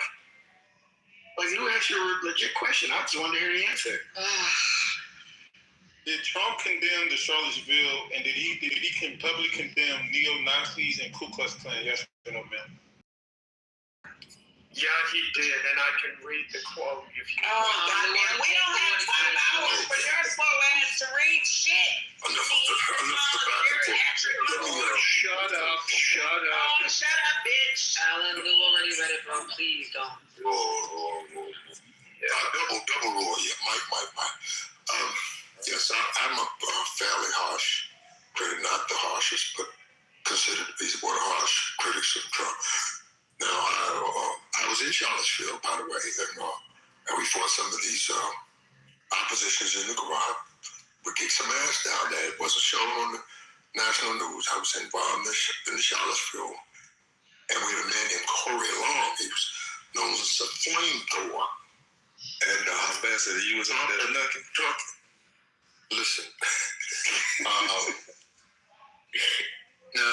you everything you need to know. I happen to be not speaking, just talking to you about this because I was there, and me and my attorney, Melissa Boss, we had the Corey Long case. He was known as a flamethrower. Now, I was right there to watch the cracker shoot live rounds at a brother's foot and say, die, nigga, like that. And we were there, of course, we trained Panther, so he didn't flinch. So Corey turned around and threw a ball of flame at that cracker. And don't you know, the judge wrote him up and charged him for that, right? There were several crackers that shot it off. But someone caught it on the film and drew the picture. They actually have a canvas capture of the flame going back at a white cold-blooded racist attempting to go at a fairly skilled Panther. And he threw that flame at it. And we went to Charlottesville, Virginia, has a little one-horse courtroom. It's just one big old room. And there's a judge there that lured us in to allowing the judge to make a single shot call and not go to jury. Number one, he made it attractive that if you go to jury trial, then you're going to have to pay for that. It's going to be very expensive. You might not want to go that headache. This is the judge. I'm talking about Charlottesville, sir. And then, I'm cooking with gasoline because I was there. Cooking what? Some oodles and noodles? Well, I'm just saying, listen to what the fuck I said. Okay, but anyhow, listen up. Then once he got us to sign off to try Corleone, the flamethrower, and a judge ruled the case into that type of a trial. He transformed into goddamn Count Dracula, full blown at midnight. I'm telling you. Come on. So this is a one-off. And now Donald Trump, this is where that statement comes out. Both sides, that they're brilliant people. Both sides. I frequently say that from time to time when critiquing. And that's where that both sides statement comes out of that incident. And then now these same crackers now came to D.C. and I ran a group of Panthers and ran these no good bastards out of D.C. basically. And then now the Proud Boys and some others that came back for the insurrection on the next round. So they are fired up about this shit. I mean, I'm live with it. Understanding who the players are, who these Proud and Baby Boys are, who the goddamn Clang and their masters are, and the orchestrators from Sean Annie to the Grease Man in the afternoon. They disappeared from the mainstream. Well, goddamn it, they're underground, still pumping that racism. So I'm just saying to you that fuel to the fire. This SPLC now it's a total surprise to me that these guys, even though they fumble a few cases in my face, I never saw through it to see that they were the race. In other words, when I tell you you have to reverse it, they are the Klan, and they are the government, they are the army. Like McVeigh comes out of USArmy.gov, and I'll land my plane just on the facts that they practice this racism, and if we want it to stop, we must stop it, because they're not going to stop on their own inertia.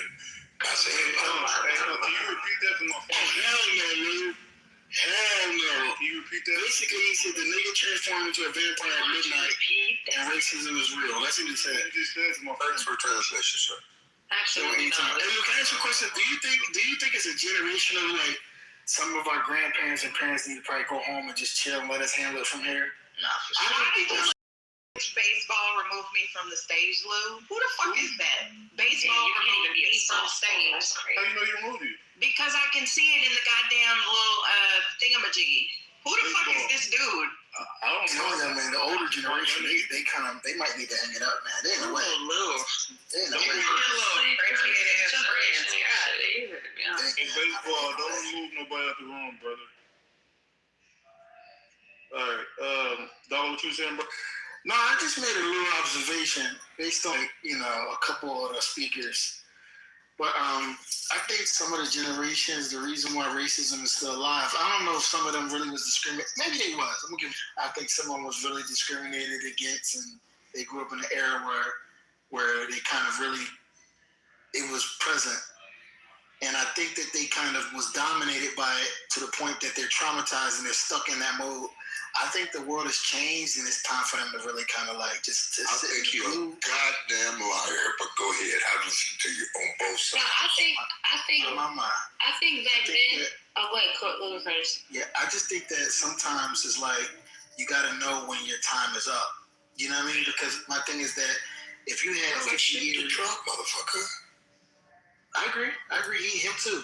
But I think that you should know. I don't think he's talking to you specifically. I think he's talking about like the older gatekeepers, the people that's supposed to be our representation and put in a position of power. Not you.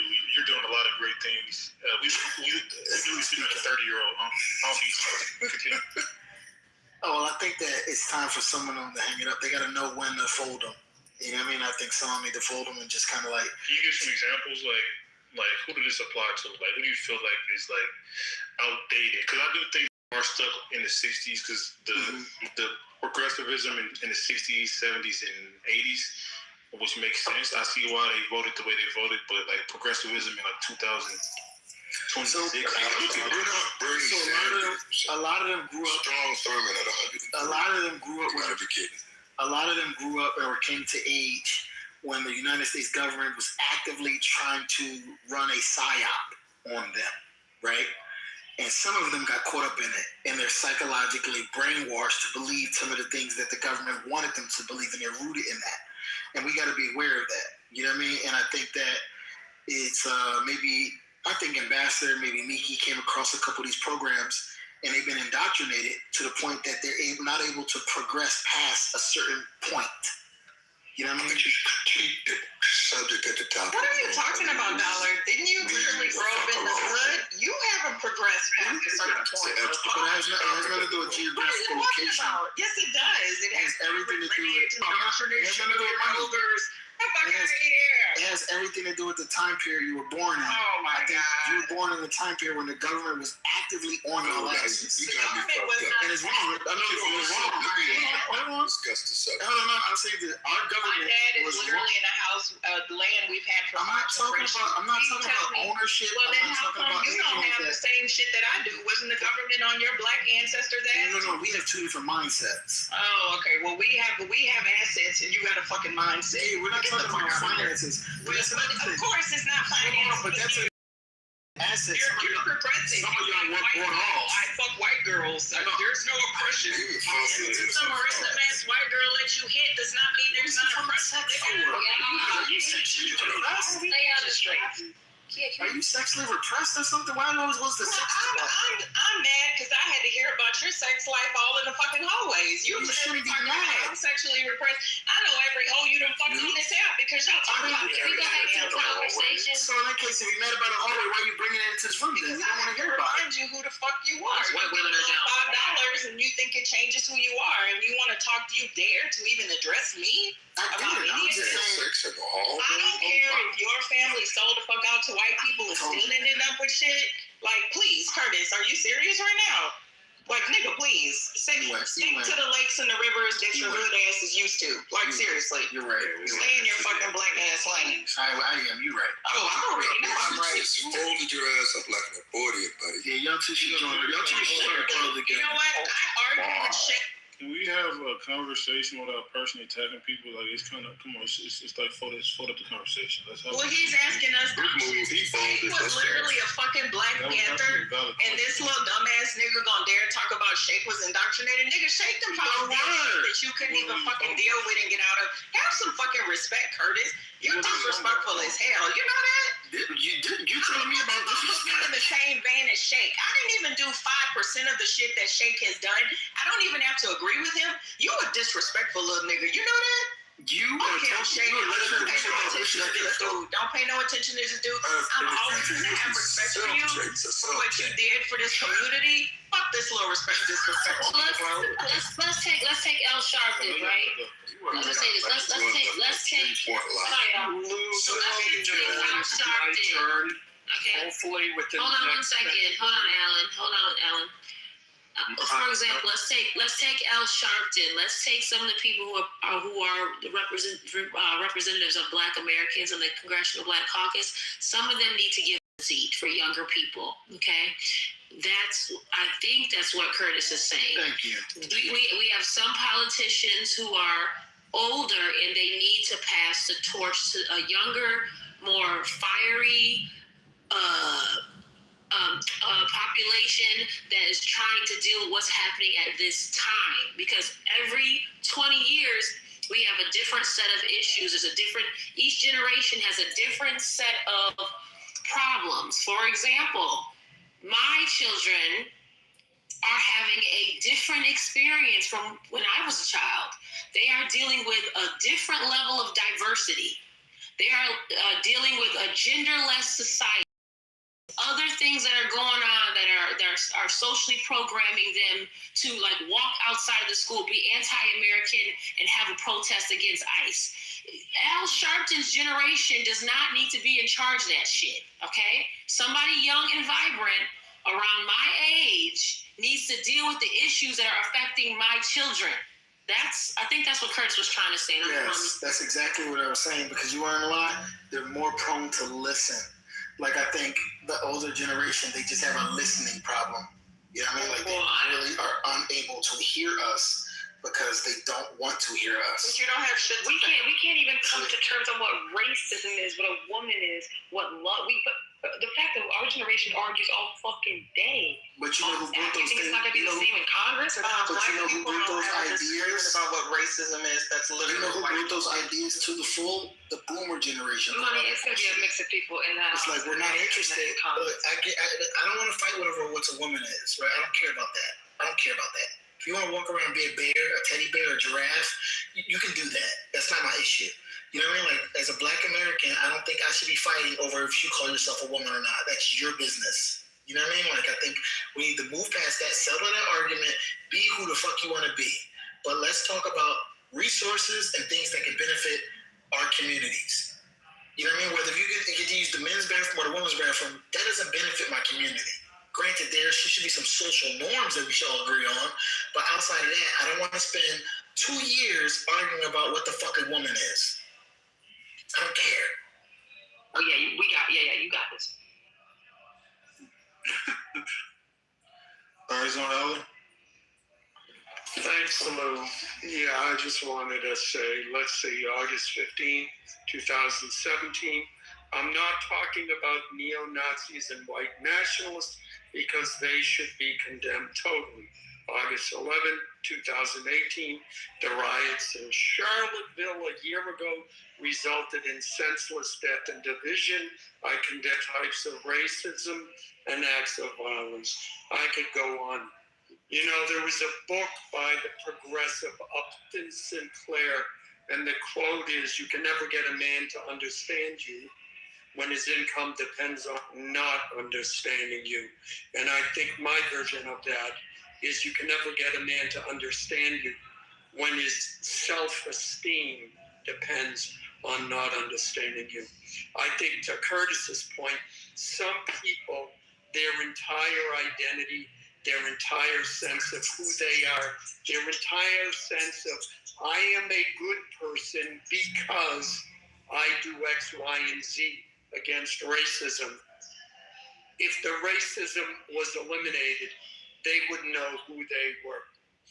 But that point aside, you know, Lou, I think what you deserve as an intelligent is for a certain person into this room to say, Lou, you were right, I was wrong, and I will now sit down and listen to you with greater understanding because I said for me to say that. Thanks. First of all, I specifically said Charlottesville. Hold on, Miki, do you have something to say to me? Oh, that white man. Lou, you better be glad. You shut up, bitch. He literally said, your mama hoe, your baby mama, your grandma, and your future generations. Fuck you. That's the point. Nobody even talking to your stupid ass, you sassy ass nigga. Well, you are still talking, hoe. Shut the fuck up. Sassy ass nigga. Somebody need to put a dick in your point of fucking sword, bitch. You a fucking. You know what? Let me stop. Yeah, go ahead, stop. Say what you gotta say. Oh, quit talking.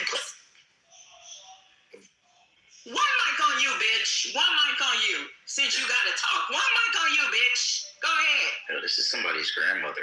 Hey, Lou, that's your cousin. That's like your blood cousin. I mean, isn't your brother in jail for like murdering people and selling drugs? You know what? Statistically, you're gonna fucking join him in the cell next to him, bitch. I'll put $10 in your books.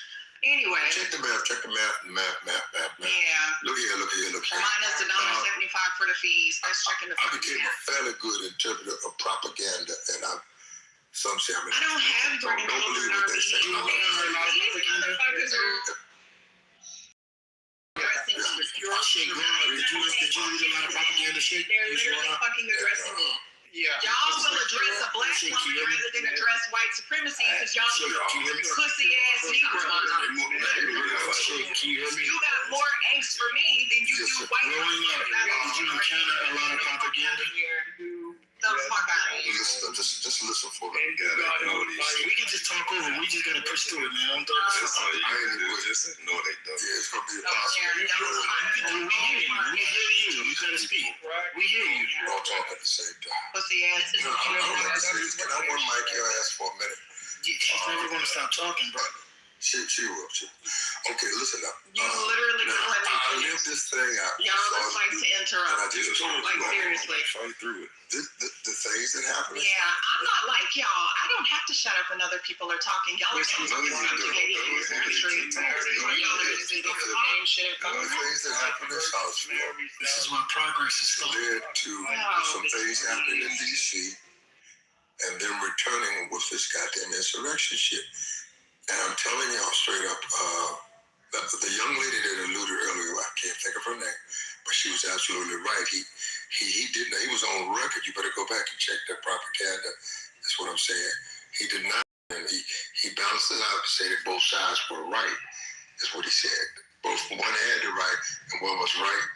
Because they were organizing for another purpose, and the good old boys came in and just did some crazy stuff out there. And they came into D.C. and did the same crazy. These are some of the same individuals that I saw inside the goddamn Capitol. Again, these motherfuckers, they owe me money that I saw inside the goddamn Capitol. And it's a ring of them, and y'all believe that you money. Steady the goddamn good old boys. They good old boys on the job. You go to Tyson's Corner, Virginia, or any of those areas, Rockville, Hooterville, and you'll see these bastards. And you'll know them. Those two boys directly affecting you. He did not condemn the takeover, attempted takeover or the insurrection on January 6th. It's the same shit that occurred in Charlottesville in another way. I'll land my plane, but you gotta just go back and inhale and exhale and read. What do you want from when he condemns it? What do you gain if he condemns it? Do you feel better if he condemns it? Just answer that question. I don't want you to. Do you feel better if he condemns it? It ain't about no condemning some goddamn racist shit that you can't see right now. Racism is baked in the fucking cake. This is America. It's whether it baked comes in. from Trump, you or Joe Biden, I don't give a fuck. It's just got to be checked. And it shit needs to stop. For humanity to go on a normal course, that shit must stop, okay? That's okay. So how much? Let me ask you this. How much resources are you willing to expend on getting it to stop? That's my how much resources you gonna spend on it, right? Let me ask you. Are you willing to sacrifice your kids' education? You never having a home. You never owning your community for it to stop. You get apples on your grapes. You get mayonnaise, nigga. What are you willing to sacrifice? I'm saying, what are you willing to sacrifice for people to like you? Because that's what basically you're saying. You want them to accept you, correct? If people don't fuck with you, are you still able to move around? These kids are literally summa cum laude in college. People What are y'all talking about? Y'all didn't even go to college. It's like, are y'all serious right now? Are you okay with? It seems like some of y'all want to be loved by people who don't fuck with you. House, their education, and their life. I don't know what you're talking about because you're really off the. I'm asking a really specific question. I don't think being anti-racist is calling for people to love you. So what is it? How much more capital are y'all willing to spend on getting people to not be racist? More capital? Why are you saying y'all? You think black people are the main funders? The people that are speaking about it. I'm saying you think black people are the main funders of the Southern Poverty Law Center? No, they're off that conversation. We're not even talking about Southern Poverty Law Center. We're just giving them people money. We're not talking about the Southern Poverty Law Center. Black people that have been funding this organization. And how much more social capital, time, and effort and sleep are you willing to actual money? Did you change? Almost 80.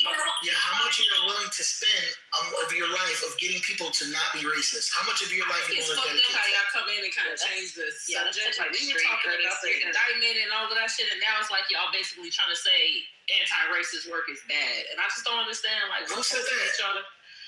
I don't understand what you're doing to shift the conversation. No, we got here because Nikki started talking about lose away from his phone. Yes, because I run you. And that's why you acting him up. That's why you do how easy it is to get you off your non-existent game. All right, I'll let y'all call him until you just talk about your hoes when you get all this stuff. Ask a little question. Can you text it to him? All the straw man shit you're doing, Curtis, is amazing. Yo, what up? Great performance. I noticed that a lot of people were kind of mentioning like racism is a thing of the past. The shit is old. Who said that? So could we do a room where it's like you go over some of the hate groups that the Southern Poverty Law Center highlighted, and we can kind of look up like the What we news gotta stories. do? What we do now? Curtis keeps asking, You don't what think kind of people are sleepy now? You want to do it right now? I think it should be a little more thorough, like where we really go to tell it off. I could have. I think. One second. I don't know who that is, but just give me 1 second. I think it would be dope to go through. Was that Janet? No, babe, that's I think it was. I know your lips like that. I'm like Janet. I know you're not talking in that fucking voice. Thank God. You don't get the fuck out of here. We was going through all of the groups earlier, and then we was going into details about books that they read and all types of stuff. I really like that portion. That's kind of where I'm getting it from. And then shit went left. I know, but I'm just saying, can we do a room that's just about that? Like, where we're just going through the organization. Lou, there's still, I put it in the chat. I feel like I need to research a little bit. Okay. You left your throat in 4th grade. Okay. Lou, damn, Janet. They designated over 500 hate groups, the SPLC. And I wrote, Mulan, tell us what you wrote. Speaking, babe. You're coming in quite aggressive, and it's making me uncomfortable, and you're ruining my Clubhouse experience. Thank you. Lou. 4th grade? How could you be? Pocket, stay in your lane, white woman. You're doing good. And what I'm saying is, Lou, I think that racism is, y'all don't laugh, it's more dangerous now than ever before because microaggressions, right, stemming from racist acts is where we see blacks having a tough time at work, living in neighborhoods, these exaggerated HOA fees or just ways for others to pick at the Negroes. And so we can't act like these things don't exist or that they're dangerous, even when they're passive. Thank you. KK, you had a lot to say, sis. You just came right on stage and started talking. We're going to let you talk now. We're going to let you skip through 16 other niggas to make way for your Asian privilege. Go ahead, sis. Well, someone asked a question, so I was just going to offer and you're the only person that answered, huh? You're the only one on stage, huh? Wait, what's going on right now? Ego. Someone stop yelling at me. Armenians, there you go. Nobody's talking. Okay. Where are you interrupting her? Thank you. Well, why did you say anything when I was being interrupted? I mean, you interrupted her. I'm not going to fight with you, Armenians. I don't think you literally interrupt. I don't think it's very. She's okay. She's all right. Go ahead. I just think like a man. All right, go ahead. I just think what's going on is maybe it's not just overt racism. I think people just group themselves anyway. And because America has been grouped by race, a lot of times people cling onto that and they try to hoard the resources for themselves and take resources from other people, especially people who have historically, like their images have been fucked up where they told they're criminals and they lazy and they all of this shit. So I think that shit trickles down from these stupid ass organizations through media, through all type of shit. And that's why people be okay doing things that negatively affect Black people. So I never will agree with the idea of we're past that. It permeates through all of the different industries, and saying we're past it, it doesn't really help us at all. I agree with what El Janelle said.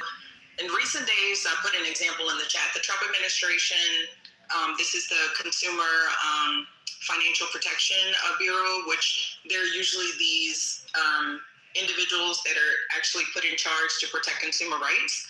So one of the ways that the Trump administration, they finalized a rule rolling back what's considered fair lending enforcement by eliminating a tool used to weed out unintended bias and making it harder to bring claims. The lender discouraged borrowers based on race, gender, and other characteristics.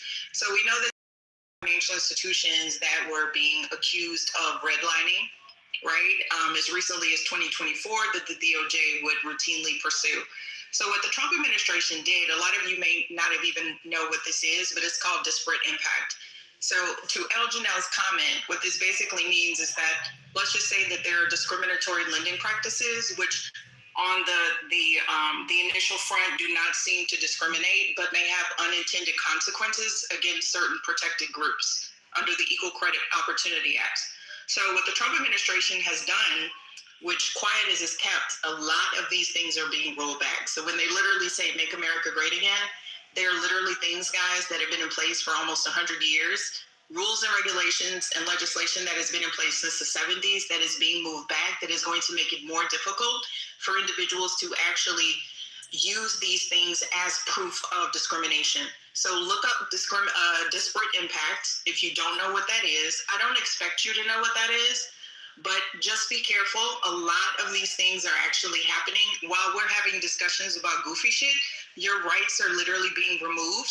And while there's some Black people on the stage who may think, oh, we're at this place of nirvana, a lot of that nirvana has literally come through legislation that is being removed and taking us back to the 1950s and the 1970s. It's already happening in healthcare, Mickey, with our exactly. Thank you. Absolutely already happening with their training. Curtis can't deny the So you said what you said? Yeah, all you want.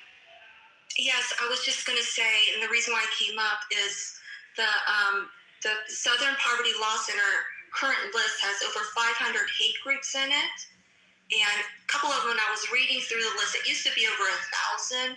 It was 2021, they had 1,000, but I think they updated it recently in the past year or two, so it's gone down to like 533, but I found 3 of them on that list. I read through all of them, which kind of conflicts. Well, 2 of them does kind of conflicts with the Southern Poverty Law Center's mission. From their website, it says the Southern Poverty Law Center stands as a beacon of hope, fighting white supremacy and various forms of injustices to help create a multiracial democracy where we all can live and thrive. Well, 2 of the groups, I'm sorry, I'm almost done. Two of the groups that were on that list was Black Hebrew Israelites and also the Black Panthers. So to me, it's kind of conflicting, right? So I have that information. The Black Panther Party is on that? Yes. And the Black Panther is the most conflicting country in the entire world. Now I want to hear all the people kicking for the Southern Poverty Law Center. Y'all are the ones that are not familiar with the organization. I literally get funds. They even have Antifa on that list, don't they? But with your narrative? Oh my God. How are y'all keeping that? Well, I Google Southern Poverty Law Center and Black Panther, and it says the new Black Panther Party is unlike its name. It says it's unlike its namesake of the 1960s. This is And the old Black Panther Party was all killed by the government. Exactly. What does the government? What does that have to do with? And brother, which means it was institutions against you, why would even when you was doing the right thing. So why would they even mention Black Panther Party? Like, why would they even? You stress the difference like the new, as if the old one was any better for the facing like white people. But the new one, no, I'm saying the Southern Poverty with the old one, sir. Yeah, I'm saying. Okay, but I'm saying the old one was doing also. I'm talking about the government. I know. About Southern. So, but you're bringing up the government. Distinction, like you said, the new. I'm explaining it to you. We're talking about Southern Poverty Law Center designating something as a hate group. I hear you. And she said the Black Panther Party was designated as a hate group. And I'm saying when I Google Southern Poverty Law Center Black Panther, they're talking about the new Black Panther Party. And they also have an article explaining how the new Black Panther Party is not the same thing as the original Black Panther. I think all Black people should know that it's the new Black Panther Party. They changed that in 2020. Because the old one was all killed. But he's not calling your Black Panther. No, the people who call themselves the new Black Panther Party are associated with. I know that. So if they're calling out the new Black Panther Party, that's not the same thing as calling out the old one. Doesn't make it any less valid. Well, some of the Black Panthers argue that the new Black Panther Party is named and spread in propaganda. Also, the Black Hebrew Israel. Lou, there's also like the FBI and government institutions didn't consider the Black Panther Party. That's what I'm saying. But then when I talk about that, Lou, is we speaking about the Southern Poverty Law Center. Come on, man. We were literally talking. We hear you, Ella, but we're saying that regardless of what organization you are as a Black person, they're going to demonize you. People demonize Black organizations. But I'm saying this, right? If you look at what the new Black Panther Party has done, it's not even in the Southern Poverty Center. The Black Panther Party was still around in 2026, based off their values of the 60s. They will be considered a hate group because they haven't even done. the new Black Panther Party hasn't even done 1/20th of what the Black Panther Party has done when it comes to like the government. So I'm trying to. I don't know is that. You think labeling Israelites? It's irrelevant now, right? I don't know that that's irrelevant to my fucking Here's also and I do think the reason why they didn't label it, because you're talking about the that girl just brought up the Black Panther Party as if it was labeled a hate group by the Southern Poverty Law. It would have been. It's not around. But that's not what she said. That's not what she said. That's not what she said. It was on the list in 2021, and it changed to over 500. So, Lou, another important fact that might be what it is. They are this slow. when it comes to the actual lawsuit. You literally just made the distinction. We understand it's the new Black Panther Party. Exactly. We understand that. But that is different from. Do you understand? We know that. And I'm like, you keep saying the same thing. We know it's not the old Black Panther Party. Like, we totally understand that. That's not a relevant thing. We understand. It's like 30 people talking. Let's do one at a time. Labeling Can I just finish up, please? Are you condemning the new Black Party though? I think the new Black Panther Party are con artists and probably some sort of federal organization or something like that. But acting like they were designated a hate The brother Sheik is a Black Panther. He's a new Black Panther Party too. Exactly. That's He why named his organization the new Black Panther Party, and the Black Panthers pushed back, and then he changed the name. So you really are against them? Lou, can I ask you about? I don't think that I've done enough research to go as far as to say I'm against them. If I had to vote right now, I would. You didn't do enough research to say that. If I had to bet, I would bet that they're con artists because I think. You didn't do enough research, and you made that assumption. Based on what I told you why I already won because why would you make this room is full of speculation. Every time I complain about it, y'all say, No, we're not going to deflect because you made a statement that you think they're a con artist, and then you follow up by saying after during asking a question, I wouldn't go that far because I didn't do the Bobby Seale actually condemned. That's called being honest. That's called being honest with my opinion instead of saying, yes, they definitely are that. I'm saying, I don't know that I have enough information to say that they definitely are, but if I was to give my opinion, based off what? Not stating it as fact, stating off the point that they called themselves the Black Panther Party without having direct permission from the surviving members of the. No, they did not. That's why the Black Panther Party. That's why the Black Panther Party pushed back against them and they changed. Yeah, Bobby Seale was one of them. Are you aware where they got their name from? No. Listen. The reason why I say nothing about people talking over me, that's interesting. Secondly, the way that they came out in some of those organizations and they was talking about we got our guns or whatever. If you speak to some of the newer Black Panthers, they know not to do that because they know that puts them on lists and shit like that. So when you talk to like the older Black Panthers now, they say those people was feds because they operate in a way that would make them go under investigation. That is why I said if I had to pick right now, I would say I think they're con artists, but I don't think that's fair. Evidence to say for sure. Elgin, now I just want to say this one thing. Elgin, I just want to say this one thing. The Black Panther, the original one, went against them because they were going after ICE or they were being like anti-ICE, and they were saying that's not what their mission is at all. Exactly. It was only because of the ICE thing. No, Bobby Seale was not only literally took the name. That was the deal breaker for them. Bobby Seale literally went up to them as well. Not to the art. Those are different. I don't care if you fake laugh. Like y'all be killing me because I don't know. No, I'm saying because you're trying to do technicalities and you know what we're talking about. I don't know if y'all be on the internet playing this shit, but it's a lot of people who still in jail behind fighting for this shit. The same shit that you try to say like, oh, we benefited from. Shit is better. It's people who lost their fucking lives fighting for this shit. I don't think anybody's saying that. No, you don't think anybody's saying what? So you said things like, oh, you guys think it's better and there's no racism. You said those like a couple of different things like that. And no one has said that. You said we're past racism. You have no idea where I got that from?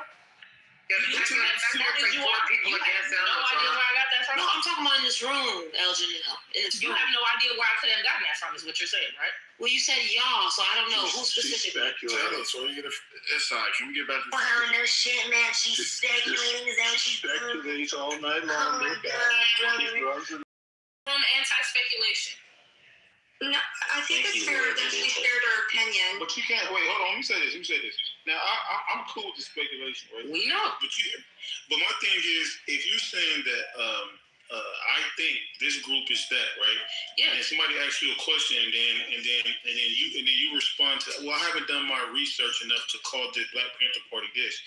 What exactly did I say? I said this is my assumption because you're half-ass repeating what I'm saying. Can I finish? When I say it's when you're still in assumption or this is my opinion, that's because you don't have enough. That's because you don't have enough facts to say it definitively. And me saying I wouldn't say it definitively. Because she kept bringing up the distinction. So I was asking, was she condemning the new Black Panther Party, and that's when she went into detail about. Because it's weird to me, right? I would think that there's a clear line between the new Black Panthers and the old Black Panthers. Like the new Black Panthers are active. The old Black Panthers is a historical political entity that existed in history and clearly was defended by COINTELPRO, right? And various other things. So we know there's a clear distinction, and we know one is active and one is not. So of course the SPL, whatever the fuck, the law center is going to label. But it's also crazy because they also labeled the Hebrew Israelites in the Nation of Islam. People who have never killed these people have never killed white people. They never said go out and kill white people. They don't promote hatred, right? And there's no black gangs on there. Yeah, it's funny, no black gangs. That's actually ironic, right? So it's kind of crazy. Wait, is she black gangs on there? These people, right? Nation of Islam on there? These people will say, it's kind of like. To me, the Yes, SPL Nation of Islam is on there as an SPL has become like a political classifier for the left, right? So, hey, these different groups that are in the black community, the Nation of Islam, Hebrew Israelites, black people shouldn't fuck with them because they're bad. Have you guys the FBI definitely updated the classification. They created one called the Black Identity Extremists or something like that. I think that's what they call it. I heard about that. Yes. But have you guys even perhaps looked at the parameters by which this organization adds groups to their hate list, or y'all are just going off of what you feel is one of the parameters is separatist group. So if you're like a black separatist group that calls for separation in a black nation, this is literally what I'm reading right now. So self-determination is a bad thing, but the UN promotes it. He literally said a separatist group. What about Black Panthers? Don't you think implies separatist? Separatist is not self-determination, sir. They put a Catholic group as a hate group on there as well. Wow. There are a lot of religious groups that are. I'm gonna name all the black groups. Why did you say wow? Hold on, Luke. Can I just ask a really simple question? Yeah, so I'm gonna just get this correct. I'm gonna just try to. Is there anybody on the stage right now that is pro Southern Poverty Law Center? Let's just make this. Yeah, I've donated to them in the past. They do a lot of work in inner city communities, and their only mantra is not about racist groups. They fight for disenfranchised. Like I said, if you are not familiar with this group, then you're probably really not familiar with the work that they do, and that's fine. Wait, let me ask you a question. Do you feel like, all right, so let me see, is Mickey the only one? I just want to make sure, is Mickey the only one that's pro Southern Poverty Law Center? Can I give you some information?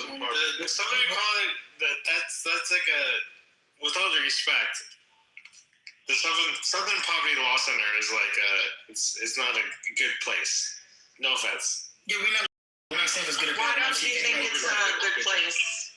Okay, because I mean their point of views have been pretty well established. So do you think the Heritage Foundation, because the Heritage, just 1 second, he literally just got on the stage and I was talking of the room. Are you okay with some of the money that you donated going to the KKK? It didn't go to the KKK. It went to informants. Wow. How do you think that these organizations get infiltrated? This is not a perfect world. So yes, sometimes you have to pay someone for information. This is why when someone is even going to the military and they're supposed to be like I was, they were going to do a background check. They literally went around my neighbors to ask about if I had any debt or if I had any enemies or stuff like that. This is why we do congressional hearings so that you can ask these people questions. Money is a huge motivator, as you well know, Curtis. So the title was false. They didn't fund anything. You've gotten access to a lot of things that you've been able to without money. So you do realize that informants are used. This is why we have spies. Do you understand what spies are? The government use informants, not private organizations. Private organizations use spies too, doofus. There was literally somebody that I think there was like a Pepsi that went back to Coca-Cola because they tried to hire him, and then he was like, they're trying to pay me for Pepsi secrets. Like, are you seriously saying that corporations don't use spies? Let me get this correct. So in that case, I can start a business and fund a clan, the Klans group, to get information for me personally for the Ku Klux Klan. You saying I can fund the Ku Klux Klan? Bro, it's just like Black Lives Matter. You know the argument all the time that Black people don't have. Hold on, can we finish this? We was literally just in the middle of this. I'm gonna say one thing real quick, fuck it. But hold on. Just one thing. We were literally in the middle of a dialogue. Like, in the middle of a dialogue. Literally. Yes, right. Let me just say one thing. I wonder about, I make the argument that Black people don't have enough agencies themselves, so what they have to do is rely on the government to decide, investigate the shit that they want to get in. Y'all saying against us making our own. So how can you say that and be anti-New Black Panther Party? It makes no sense. So, because you don't support Armenians. This is also a problem with social media. See, y'all are doing this thing where y'all not talking about the that's a point. Y'all paramilitary. shifting to your. Well, why did y'all actually a paramilitary intelligence apparatus? Yeah, that's what I'm saying. Like, she couldn't finish. I didn't hear it. I swear to God, I didn't hear it. Can I share some? No, my thing is that I just want to know. Well, one is the immunity too. Dollar. I think what's important, and maybe people don't know on stage. But this is how people are, exactly, like literally, Curtis. This is the ADHD on this stage is KK, can you hear them saying that they didn't finish the conversation? I can't keep. Can we get one nigga at a time? Right. Asian. KKK. So I swear to God, the conversation was hella civil. I don't know what happened. Like, it was like a good convo, then the shit just went crazy. Like, let's just slow. Everybody calm down, okay? Please. All right. So I think Mickey is misrepresenting. I think you may be misrepresenting your position a little bit, but I'll give you a chance to clarify it. Because last time I checked, I think it's illegal to fund money to hate groups because you want to know information about whatever you want to know information about. I think that's illegal. It's like funding terrorism, right? There may be a group of Al-Qaeda separatists here in the country, and I'm going to say, you know what? I want to know more information on Bin Laden, so I'm going to give this Al-Qaeda group some money so they can get information. No, that's called funding. That's called funding terrorism. We've done that before, though, right? Not private citizens. It's illegal for you to fund a terrorist group. That will make you a terrorist. It's a non-profit organization. They're not funding. So, okay. The Ku Klux Klan is not labeled a terrorist organization?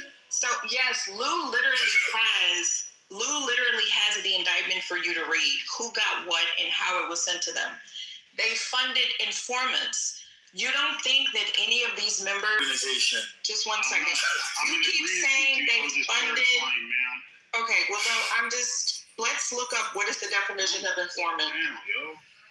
An informant is an individual who provides privileged or secret information about people or organizations to law enforcement or intelligence agencies, often in exchange for money or leniency. Yeah, they're not law enforcement. So that doesn't qualify for them. That's what I'm trying to tell her. Okay.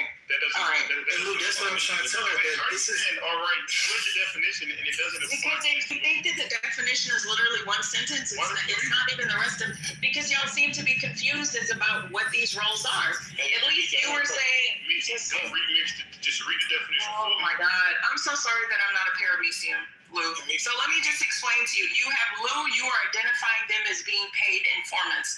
You have Dollar. who thinks that they were paid organizations. No, I never said that. You keep saying that they funded the KKK. Because if you give one, put one in the chat and he keeps saying that they're funding the KKK. Listen to this. Now she's being obtuse. If I give money to one person in Al Qaeda, that's considered me funding Al Qaeda. No, it's not. Yes, it is. It don't have to be. It's not. You don't have to equally distribute it. If I give you money, does that mean that it's funding whatever organizations I'm assuming? Yes, you're funding terrorism. If someone gives me money, does that mean that they're funding Zeta Phi Beta? No, if I'm giving, listen. I belong to the organization. If I'm giving you money because of that, terrorist organization. Curtis, did you not read? I don't care what kind of. Hold on, but no. What I'm saying is this: I don't care what you want to know about them. If you give money to them because they're a part of the Ku Klux Klan, you, ma'am, are funding terrorism, and it's illegal.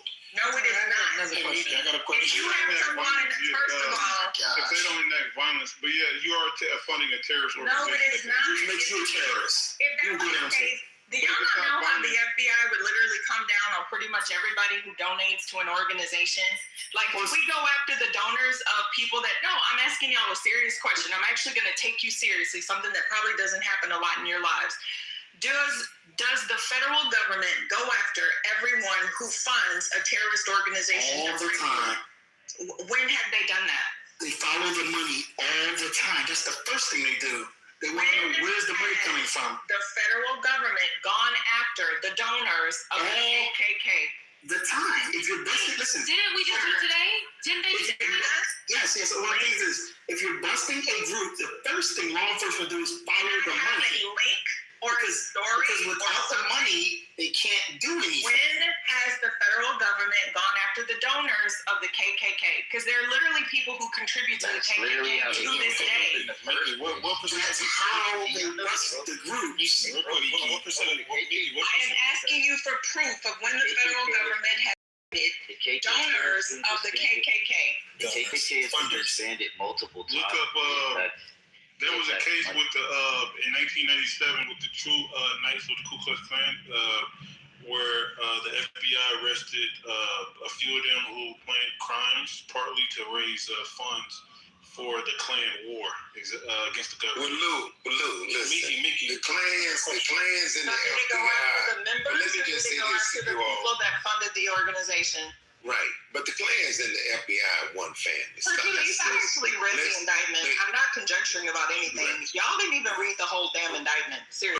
I read the full indictment, but Mickey, it's not illegal for them to give money to people that they consider like informants.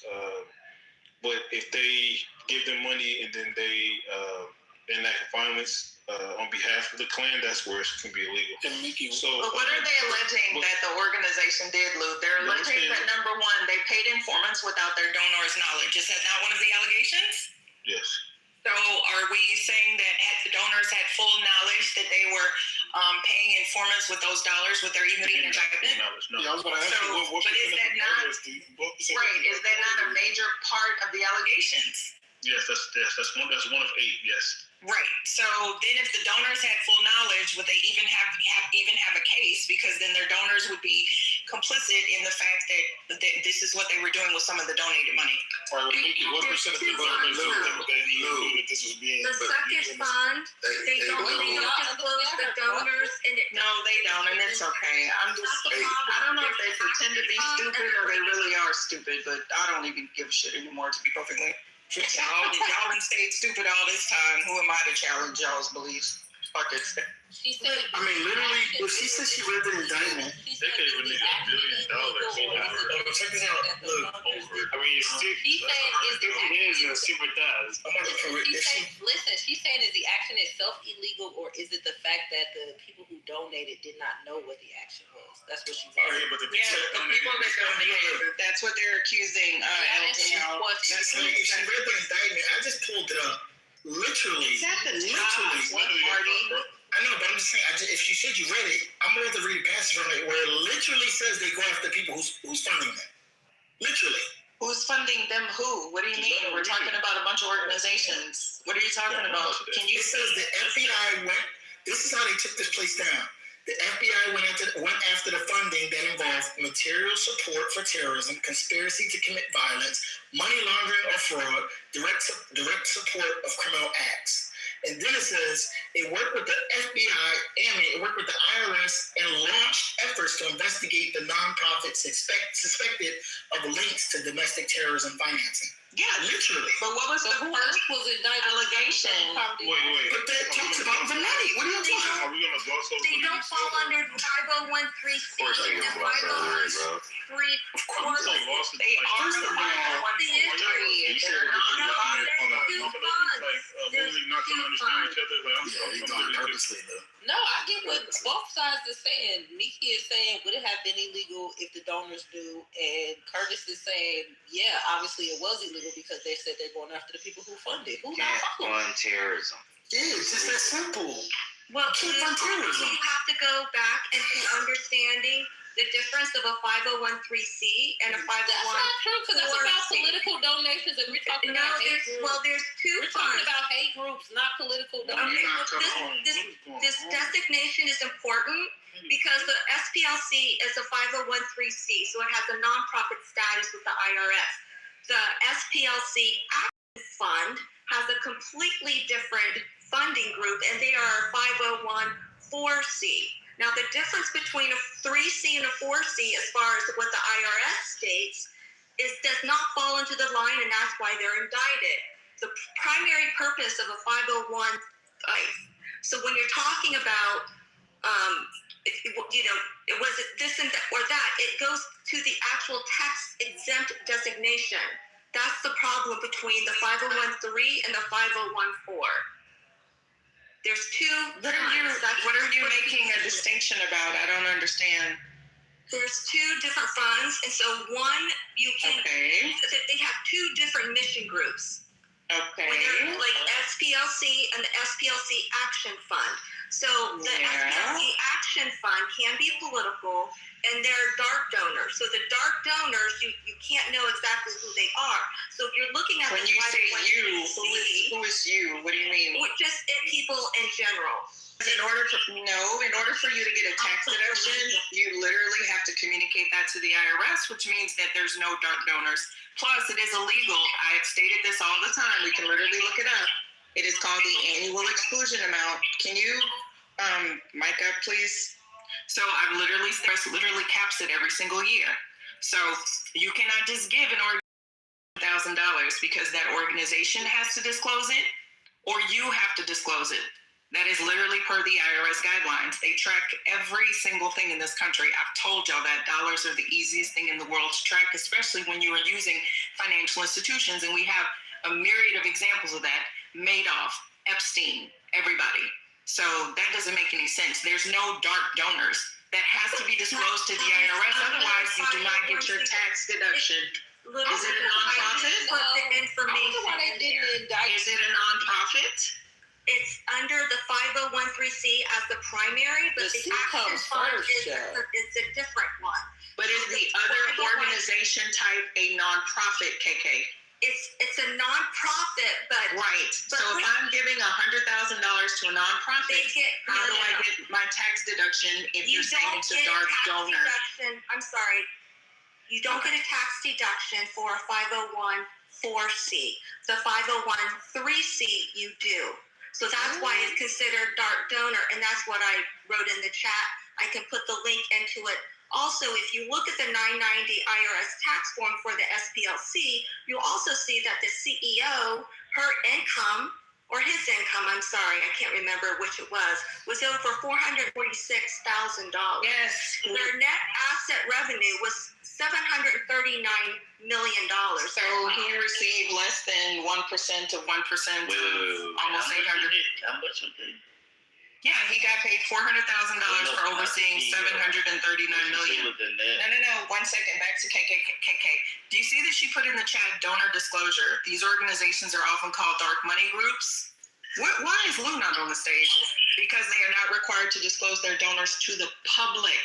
You still need to disclose it to the IRS and to other donors, KK. You're reading things you don't understand, sweetie. Nobody ever said you have to disclose it openly to the public for certain. Yes, but but you always have to disclose it to the feds, and you have to disclose it to other donors. I'm literally on the boards of organizations, and I've literally overseen foundations. I've literally overseen nonprofits in terms of their financials. So you're reading and quoting things you don't understand. The public is the public. The IRS is the IRS. Do you see how this works? Yeah, also on the You're welcome. I am available for consulting, though, just in case you can afford my $350 an hour fee. You're welcome. Put in the links of my information. Of course. Stop Googling shit y'all don't understand. I wonder. Like, seriously. I'm sorry. I am available for home because you're going to be extra because you Googling shit and you can read and don't even fucking understand it.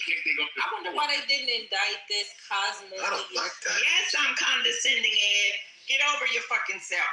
Hey, I was looking up some other ways that this National Alliance group is funded, and they said that the guy who started it tried to get 501c3 tax exemption and didn't get it. So he bought this compound and started a church called Cosmo the money is like a tax exemption because the money goes through there to fund the National Alliance. I wonder why they didn't indict them. Question, real quick. Guys, have you guys talked about the allegation of the Unite the Right? How they're alleging that SPLC funded that? Yeah, we read it. Okay. That's on page 4. Yeah, it's called the Unite the Right. This is the same group that responsible for the Charlottesville protest. So they gave the leader, the person that actually started that protest, they gave him how much money they gave him? I think I read they gave him $250,000. Yep, 270,000. Yeah, it says F-37 was a member of an online leadership chat group that planned the 2017 Unite the Right event in Charlottesville, Virginia, and attended the event at the direction of the SPLC. F-37, which is the guy, made racist posts under the supervision of the SPLC and helped coordinate transportation to the event for several attendees. Between 2015 and 2023, the SPLC secretly paid F-37 more than $270,000. So yes, this is the individual.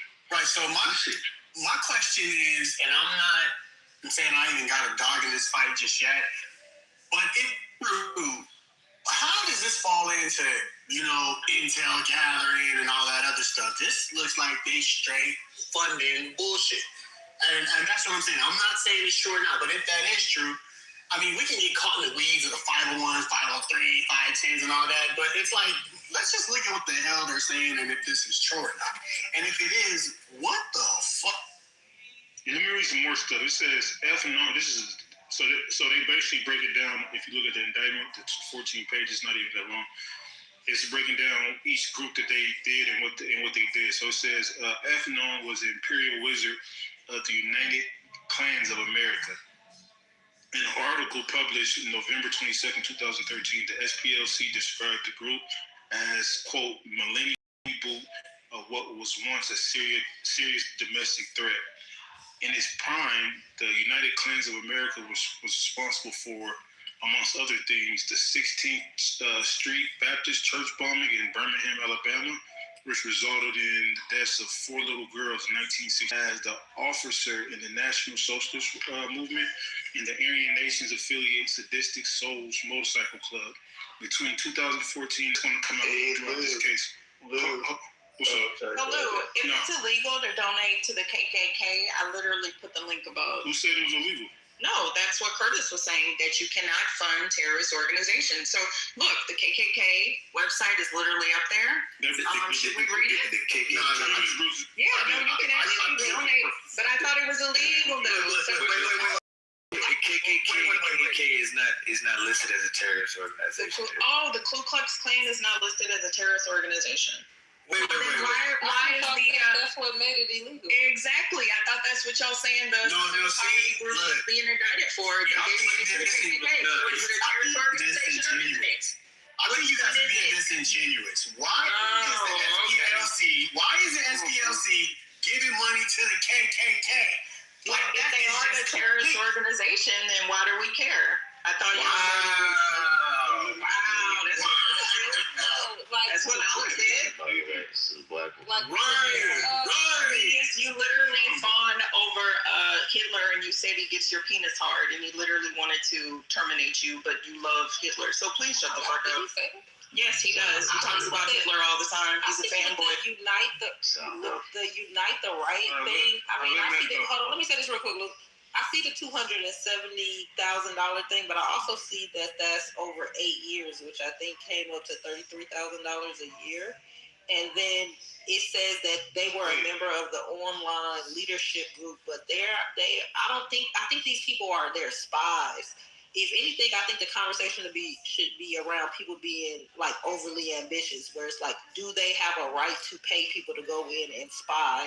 And what's the ethical limits of that? I feel like the conversation should be more that instead of the idea that they funded white nationalist groups so that white nationalist groups could thrive so they could get more donations. That don't make any sense. Well, let me say this. Wait, let me hop in and say this. Sean, hold on, bro. Sean, it's on Matt and then Sean. Just real quick, Luke. On that Unite the Right, that particular individual got paid to write racist comments.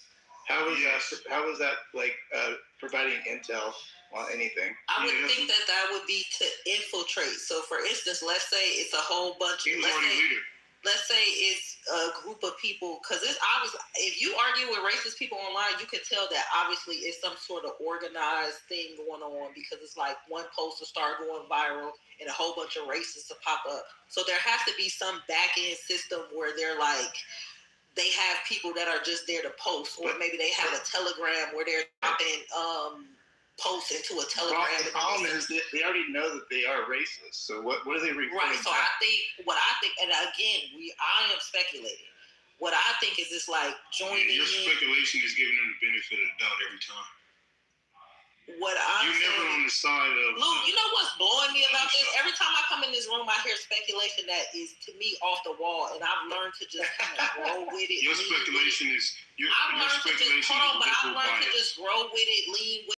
I don't really hear you calling it out, so it feels weird that it's because like I have higher expectations. But it feels like you calling out my speculation. But to be honest, my speculation makes more sense than this other crazy ass speculation I be hearing in these rooms consistently. I have higher expectations for you, okay? I'm cool with that. But what I'm doing is like, okay, I'm gonna do that, and then it's like, oh, you move up the ranks. But Janelle, do you know how much damage that is? The dude, the guy's getting shit, got paid for it. The FBI gets paid.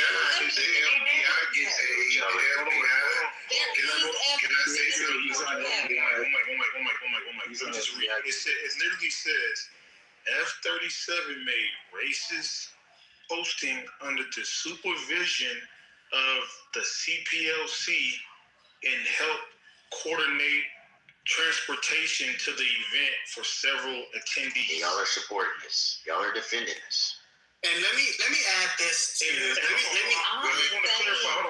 Hold on. I just want to clarify this part. This is important, girl. So, see, stuff starts online, but a lot of these people so poor they don't have the funding to actually take the what it was, because what made this group popular was the Unite the Right event in Charlottesville. Then why haven't they gone after the guys that received the funding? Let me just finish my point. He duped them. So the CPL, right? This is what it says, right? It says F-37 was a member of the online leadership chat group that planned the 2017 Unite the Right event in Charlottesville, right? It says F-37 made racist posting under the supervision of the SPLC and helped coordinate transportation to the event for several attendees. I'm trying to figure out like how are we getting to like a point where what they really was trying to do in good faith was if they helped coordinate they was fully they should be charged. If they helped coordinated that, that's the stipulation in between. Wait, hold on. Somebody said this is literally from the indictment. So somebody said in the chat this is not true. Literally on the indictment, this is page 4. Page 4. It says, hold on. Let me start with page 3. At the bottom of page 3, it says between 2014 and 2023, the SPLC secretly funneled more than $3 million in SPLC funds to Fs, right? Fs who were associated with various violent extremist groups. So they were examples of hold on. Examples of Fs who were secretly paid by the SPLC include, but not limited to, the following. So it says A, F-37. This is I'm not putting a direct quote. F-37 was a member of the online leadership group that planned the 2017 Unite the Right event in Charlottesville, Virginia, and attended the event at the direction of the SPLC. F-37, which is the same person, made racist posting under the supervision of the CPLC, helped coordinate transportation to the event for several attendees. Well, if he was going at their behest, why would they not fund his transportation? Hold on.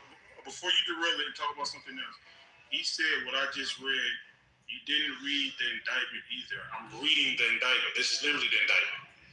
And look, before y'all put the goalpost. Okay, Luke, are you against anti-racist organizations? Why are y'all like moving? Can you finish, Luke? I'm not. Jesus Christ! Ask the question. No, but like he's literally saying 1 + 1 is 2, and y'all keep trying to talk about 8.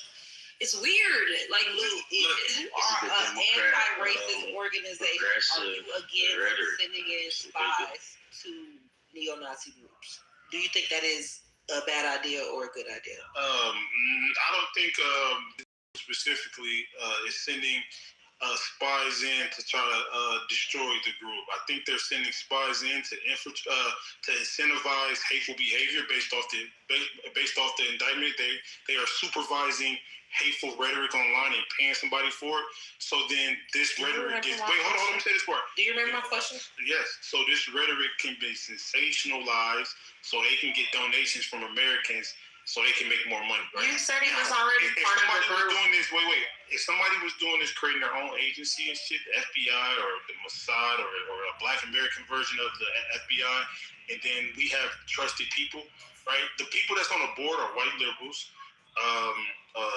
A lot of these people are doing it for financial reasons. I don't understand why y'all giving these people... Yeah, because we see the play every time. As white liberals, right, put their life on the line in terms of trying to infiltrate Ku Klux Klan members without an economic incentive. This is an economic incentive.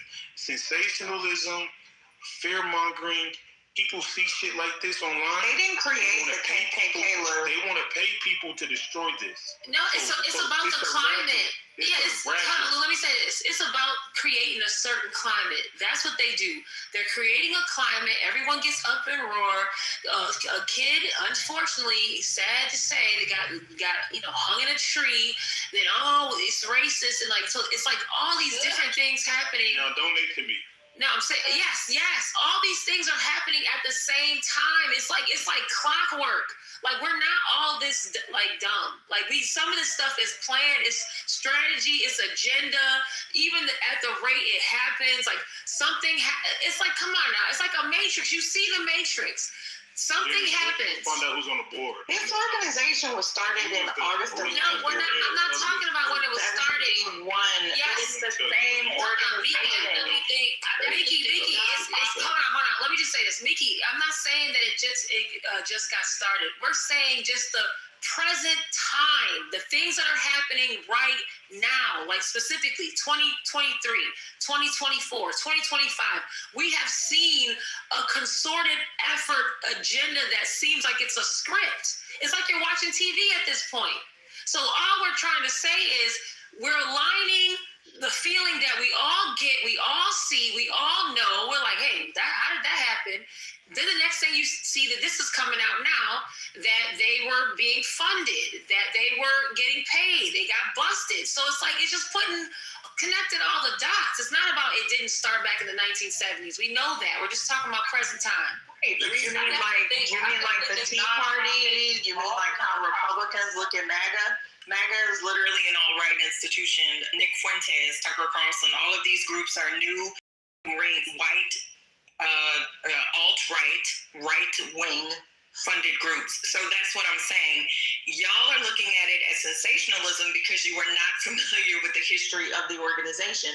We at least need to look at the donors. The SPLC. You didn't even know what SPLC stood for, Lou. Stop it. Are you crazy? I've been following the SPLC. You wouldn't even say SPLC. You would say the Southern Poverty and Law Center. Stop it, Lou. You're literally lying and shit. I think that You know what's even crazier? nonprofits are not trustworthy. Y'all know this remind me of? Y'all don't even go to church, so watch Jesus get y'all lying I ass. rebuke in the name of Jesus. Don't play with my God. Yeah, whatever. Hey, first of all, let me say this real quick. Y'all know this remind me of, bruh?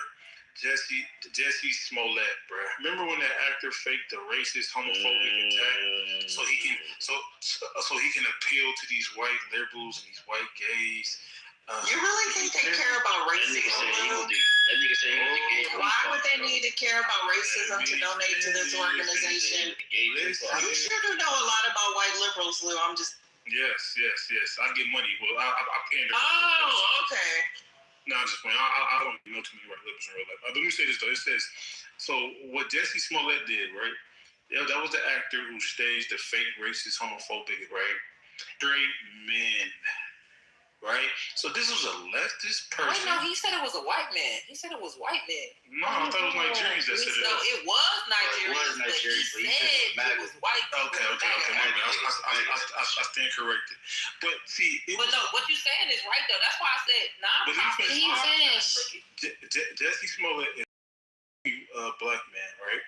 He's a hood gay, right? And he partnered up with Nigerian immigrants. These are well-to-do Nigerians. First gen. I don't think they first gen. I think they was immigrants. And they staged a homophobic and racist attack. So if a black individual would do this, right? What do you think these diabolical white liberals would do for the cash? Where do you think they learned it from? I definitely think nonprofits are not necessarily trustworthy. I do think a lot of times they get hella money and then they go to the administration more so than like the people, like let's say it's a nonprofit that's for homelessness. All the people that's working there get more the majority of the money than the actual homeless people. Look what the Somalis did. I don't think that y'all are crazy to say you can't trust these nonprofits like that. I don't think that's crazy at all.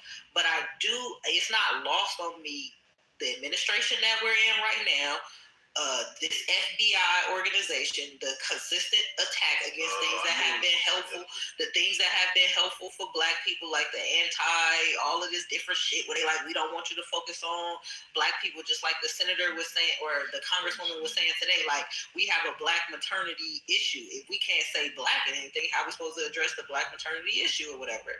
So it just is suspicious to me that they would target the Southern Poverty Law Center and not that fucking church that's been funding this same association or whatever. It seems like the federal government would benefit from Southern Poverty Law Center being discredited because they're always calling out hate. To me, that's it.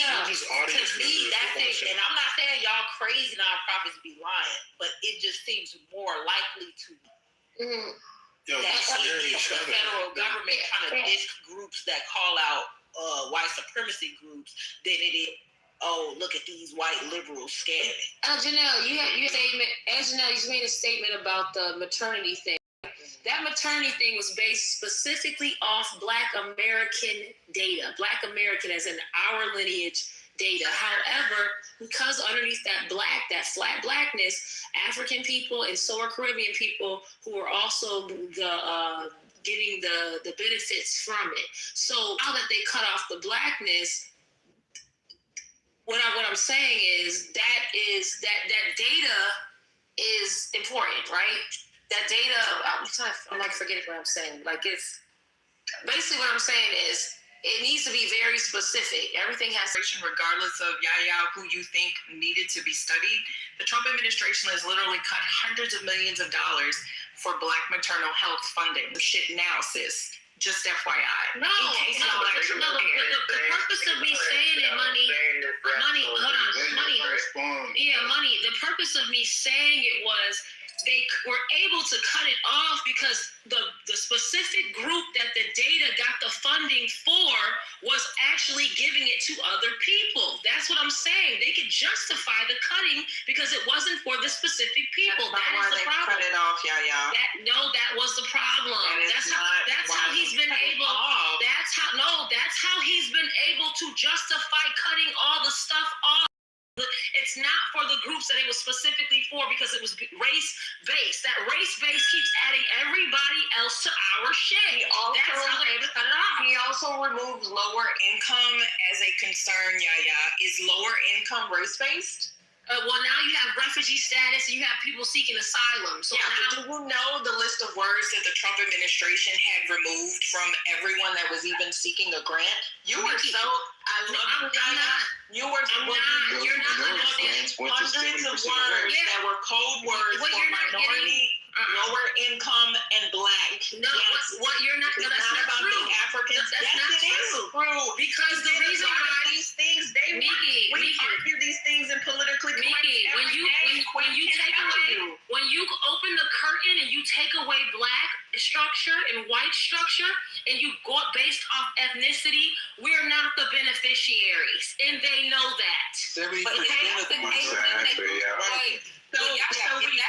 shouldn't they? Hold on. If that's the case, shouldn't they have replaced it with funding for Black Americans? Then shouldn't they have replaced it with funding? Right, but guess what they have to do? They have to desegregate the damn data. That's the reason why there's the delineation. Exactly. That is not what's going to happen. That's what's actually happening right now. That's happening right now with financial aid. Look at the financial aid form. The financial aid form is asking what type of black are. This is what it's for. What it's for? The impression that, because I did see the separation on the census where they asked what type of black you are. Yeah, financial aid. The college is asking that now. It is. Yes, I have. Yes, that's because they want to target the impression immigrants. that after a couple of years of delineated data, then they're going to replace. No. What they're going to do? Let me finish the whole question.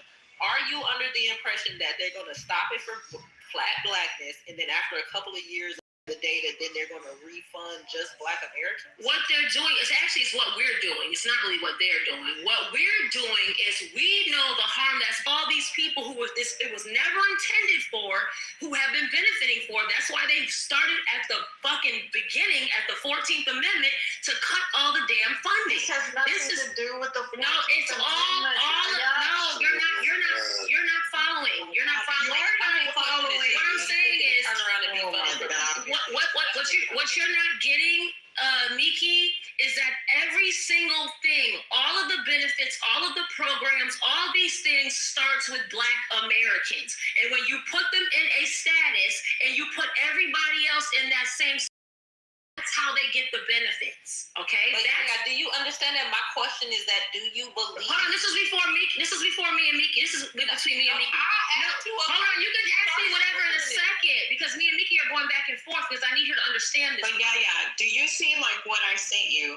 The Trump administration is literally removing protections that have been in place for Black people for decades. They're dismantling all this shit because of what has been taken advantage of. It has been taken advantage of.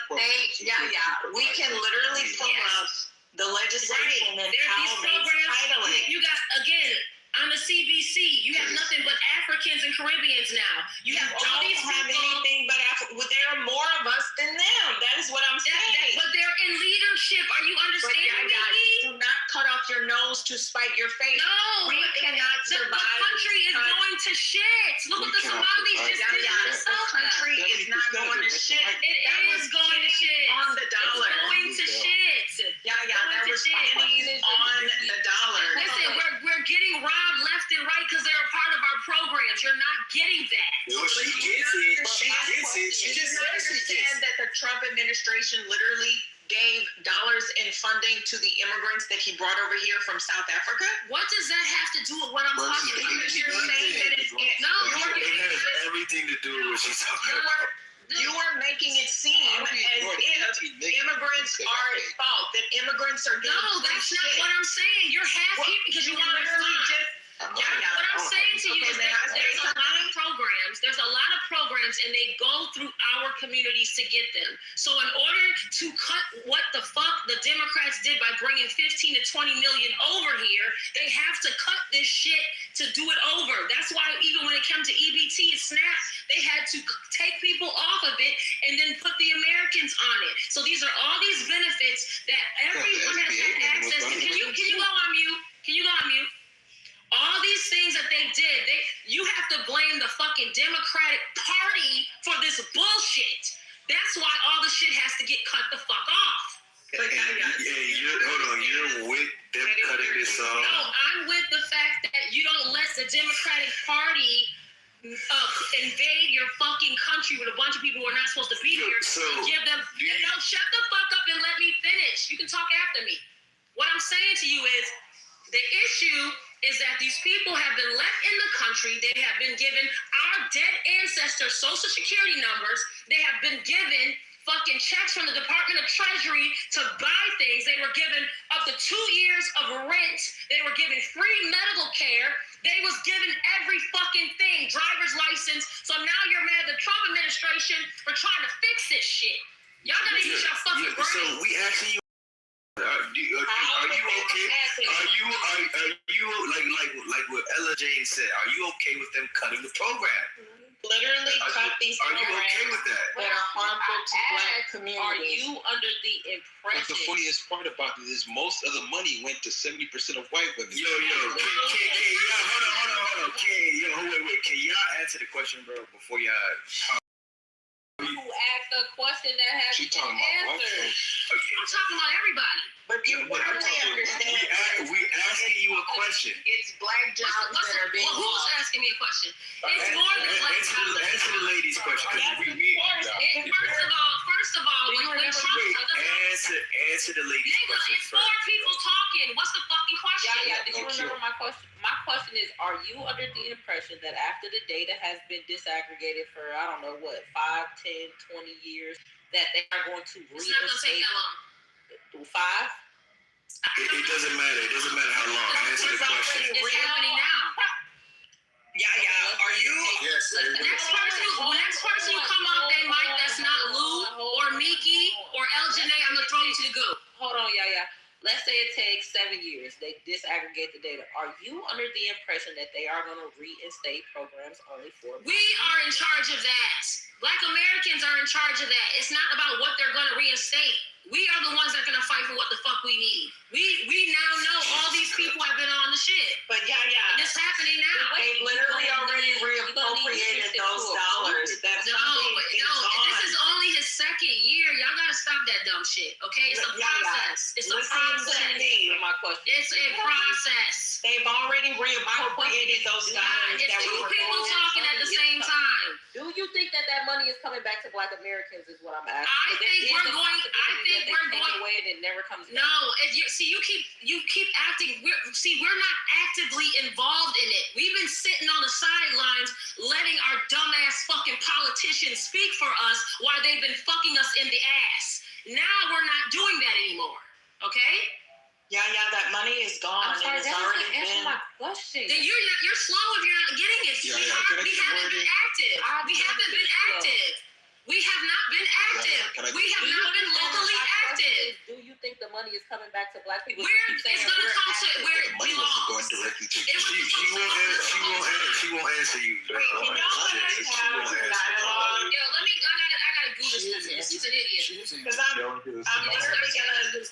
I'm literally gonna put the proof. Listen to me. Go ahead. The money has already been reappropriated within the federal budget. To the Somalis.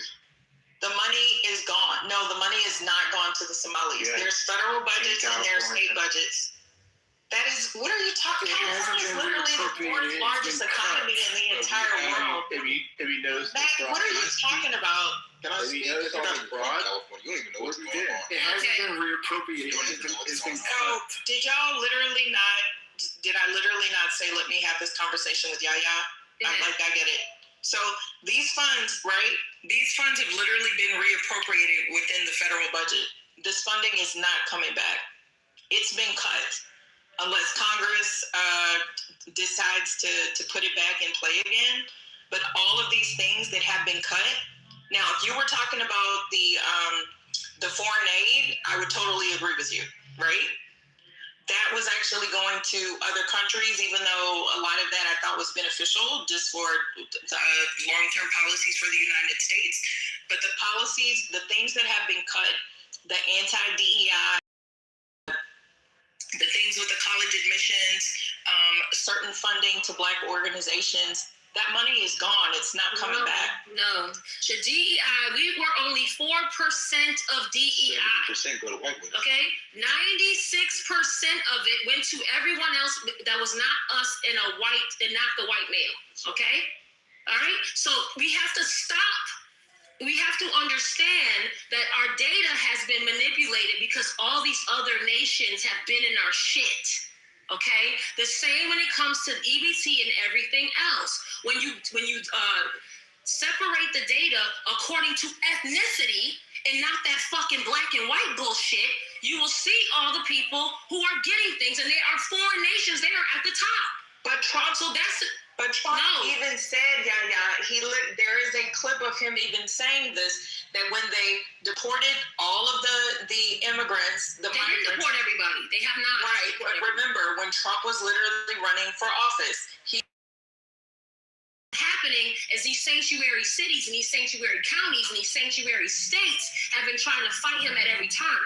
Right. So there are some counties. I live in a sanctuary one right now, so I know what the fuck we're dealing with. Because this is a states' rights country. That's literally how our Constitution was made. So what has happened is supposed to have their own autonomy and their own power as well. But listen, they are fighting to keep the immigrants here, even though the funding is getting cut. So that squeezes the fucking citizens. This is why our taxes just went up $1.6 billion in Maryland alone. Okay? Right, because immigrants. Because we have fucking undocumented people here that we're fucking paying for. Because migrants actually pay into a system to fight the negative benefits. No. Nonsense. Illegal aliens do not pay into shit. Can I speak? I live in Maryland as well, so I'd like to chime in. Go ahead, but yes, I will put that in the chat. Y'all don't understand. Into a system. What y'all don't understand, is that you cannot bring a bunch of people into the country that have nothing and think that we don't have to provide for them. It's the most asinine, dumbest thing ever. Every American citizen should be calling for people to get the fuck out of here who have not paid into the system the way that they're supposed to. There should be no sanctuary fucking cities. There should be no sanctuary fucking counties, and there should be no sanctuary fucking states. And if you're an American citizen and your dumbass is caping for people that should not be here, don't get mad when you're paying out the fucking wazoo, because you don't understand economics and how well this shit works. If you want to talk, just 1 second. If you want to talk economics, then I can.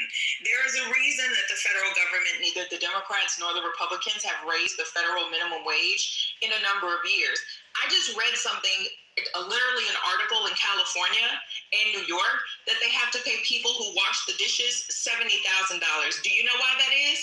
Because when you get rid of the free, y'all want to hear the conservatives speak about this? Fine, you get the fucking conservative.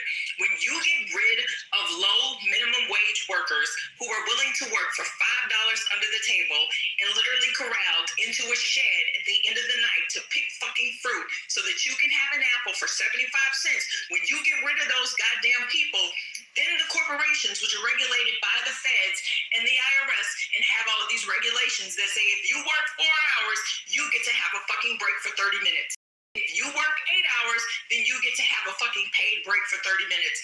How much do you think those corporations are going to have to pay you? When they also say when you work a minimum of 30 hours, then they have to offer you benefits. Well, I'm getting my insurance license. Do you know how much fucking healthcare costs? Do you know how much it costs for a corporation to set up a goddamn 401k plan? Do you want them to pay them a living wage? Because it's not going to be $7.50 an hour. You know why? Because Americans are not going to work those fucking jobs. We haven't wanted. May I finish? You wanted to talk economy? Let's talk numbers, sweetie. Americans have not wanted to work those jobs for decades. I am from the South. People literally used to get paid to pick cotton, even Black people, on their lands. I dare you to find a 16-year-old that is willing to get paid cotton for $7 an hour cash. They're not gonna fucking do it. So when you get rid of the free migrant labor in this country, which was fucking built on this country, you see all these damn corporate ass layoffs. You see why they're bringing in all these damn robots. You see why all of these damn boomers are retiring. They don't even want to pay teachers a living wage. We don't even have any fucking teachers. We don't have any fucking plumbers. Did you not see that BlackRock said they want to give $100 million just to get goddamn electricians? They literally have to pay to incentivize people. You know why? Because we don't have any fucking people to do it. You hate the fucking immigrants, but the immigrants came to this country. They get their fucking education. They get a fucking job and they work. You want to know the number of Americans that are working age? You sound silly as fuck. The economy, and I'm talking about the number. You sound silly as fuck. Americans want to work. Americans want to work. What the problem is? Y'all need to have the dialogue. It was a good back and forth. It was the first good back and forth I heard today. Please. Yeah, the problem is capitalism, and this problem is greed. No one should be trying to make people work for pennies on the fucking dollar. But they do. No, they only do it because of illegal immigrants and other people who come from third world countries. That is their fucking problem. The problem is we will be getting paid what we're supposed to pay, be getting paid, and be comfortable, and a big corp would not be able to fucking squeeze everybody if we were not working for scraps with buffer classes. So I don't support this capitalistic society, this greedy ass society that has modern day slaves working for pennies on a fucking dollar. That's stupid. Wait, but we shouldn't support that. We should not be supporting that. So wait a minute, just 1 second. Because I'm taking the history of economics. Wait, one second. Let me just say one thing, because we just learned about this in my economics class. They said that people were specifically making laws to keep it to be like too many low-wage workers. Because when it's hella low-wage workers, that forces everybody at the bottom to compete over jobs, and they never have to pay. It drives wages down. Yes. Yeah. And not only does it drive wages down, but it makes the people in the skilled labor on the upper echelon make more money because they find ways to stop you from being able to get them jobs, like different crime shit that stop you from being able to work for the government and other white collar jobs. So they do that on purpose so that not only do we get paid less on the bottom, but they get paid more. Why would any American person want to be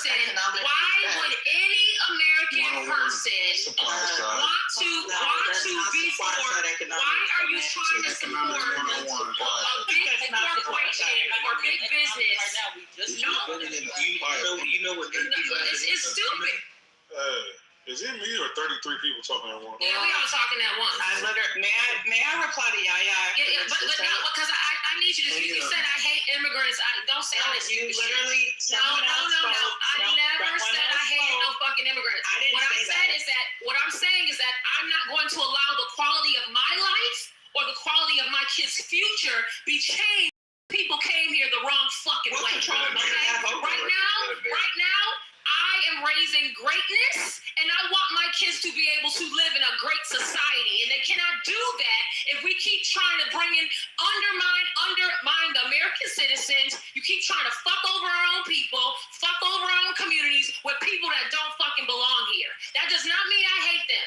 I want them to thrive at home. I want all these motherfuckers to thrive at home. Everybody can't keep fucking coming here. So everybody cannot keep coming. I thought you wanted to have a conversation about economics, and we know that the data is not emotional, neither are the numbers. Here are the actual facts. If you want people to actually get paid a proper wage, then sweetie, you're literally caping for the wrong party. The party of Republicans is literally about lowering regulatory legislation. Now, what does that mean? Anybody want to put that in the chat? What the fuck does removing regulations mean for capitalism and privatism and corporations? Anybody want to take a guess? Now, what does it say about that in your economics class? I'll tell you what it says.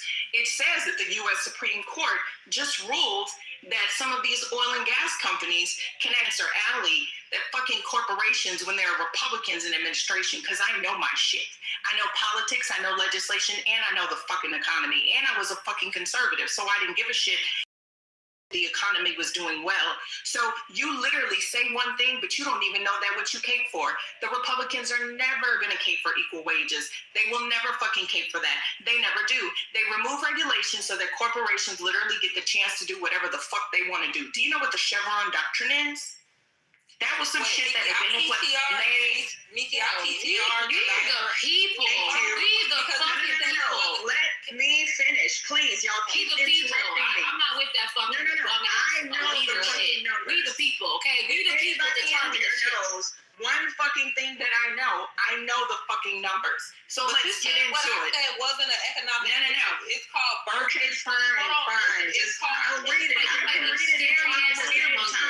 Okay, so it's called Bergman's crowding occupation segregation model. Have you ever heard of that? Have you ever heard of that? I'm having a whole conversation right now. Are you okay? Okay. That means no. So this is like, no, I don't. I'm glad you know about it though. So the point that I'm trying to make, right? This is also why we need fucking immigrants, because y'all are fucking stupid. The other thing, right? That's the conservative side of me. No. That's the fucking conservative side of me. Americans think they know shit because you can fucking Google something and put it in Chat GPT. Why the fuck do you think we got Chat GPT? Oh, I took some fucking notes. I'm 25 years old and I'm just hearing about something. Nikki, I hate that you hate yourself. Share it. I don't hate shit. Y'all want to hear the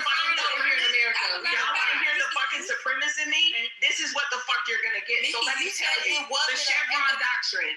Y'all don't even fucking invest in the stock market. I don't really give a fuck what you know, because what does the data say? You were born broke, you're gonna die broke in 3 generations, your lineage is gonna be fucking broke. Let's get fucking into it. We need the goddamn skilled immigrants because y'all are fucking stupid. You don't want to go to college. You're happy that you learned some shit that you should have learned in fucking second grade. We got 111 HBCUs. I participated in this. Vicky, we have 111 HBCUs. What are you talking about? We've had our oldest HBCU was 1813. They're not gonna tell you this shit, but I fucking will. We need you. I graduated from Howard University. Y'all are fucking stupid. I graduated from Howard University. I've been around black people. The older generation needs to go home, bro.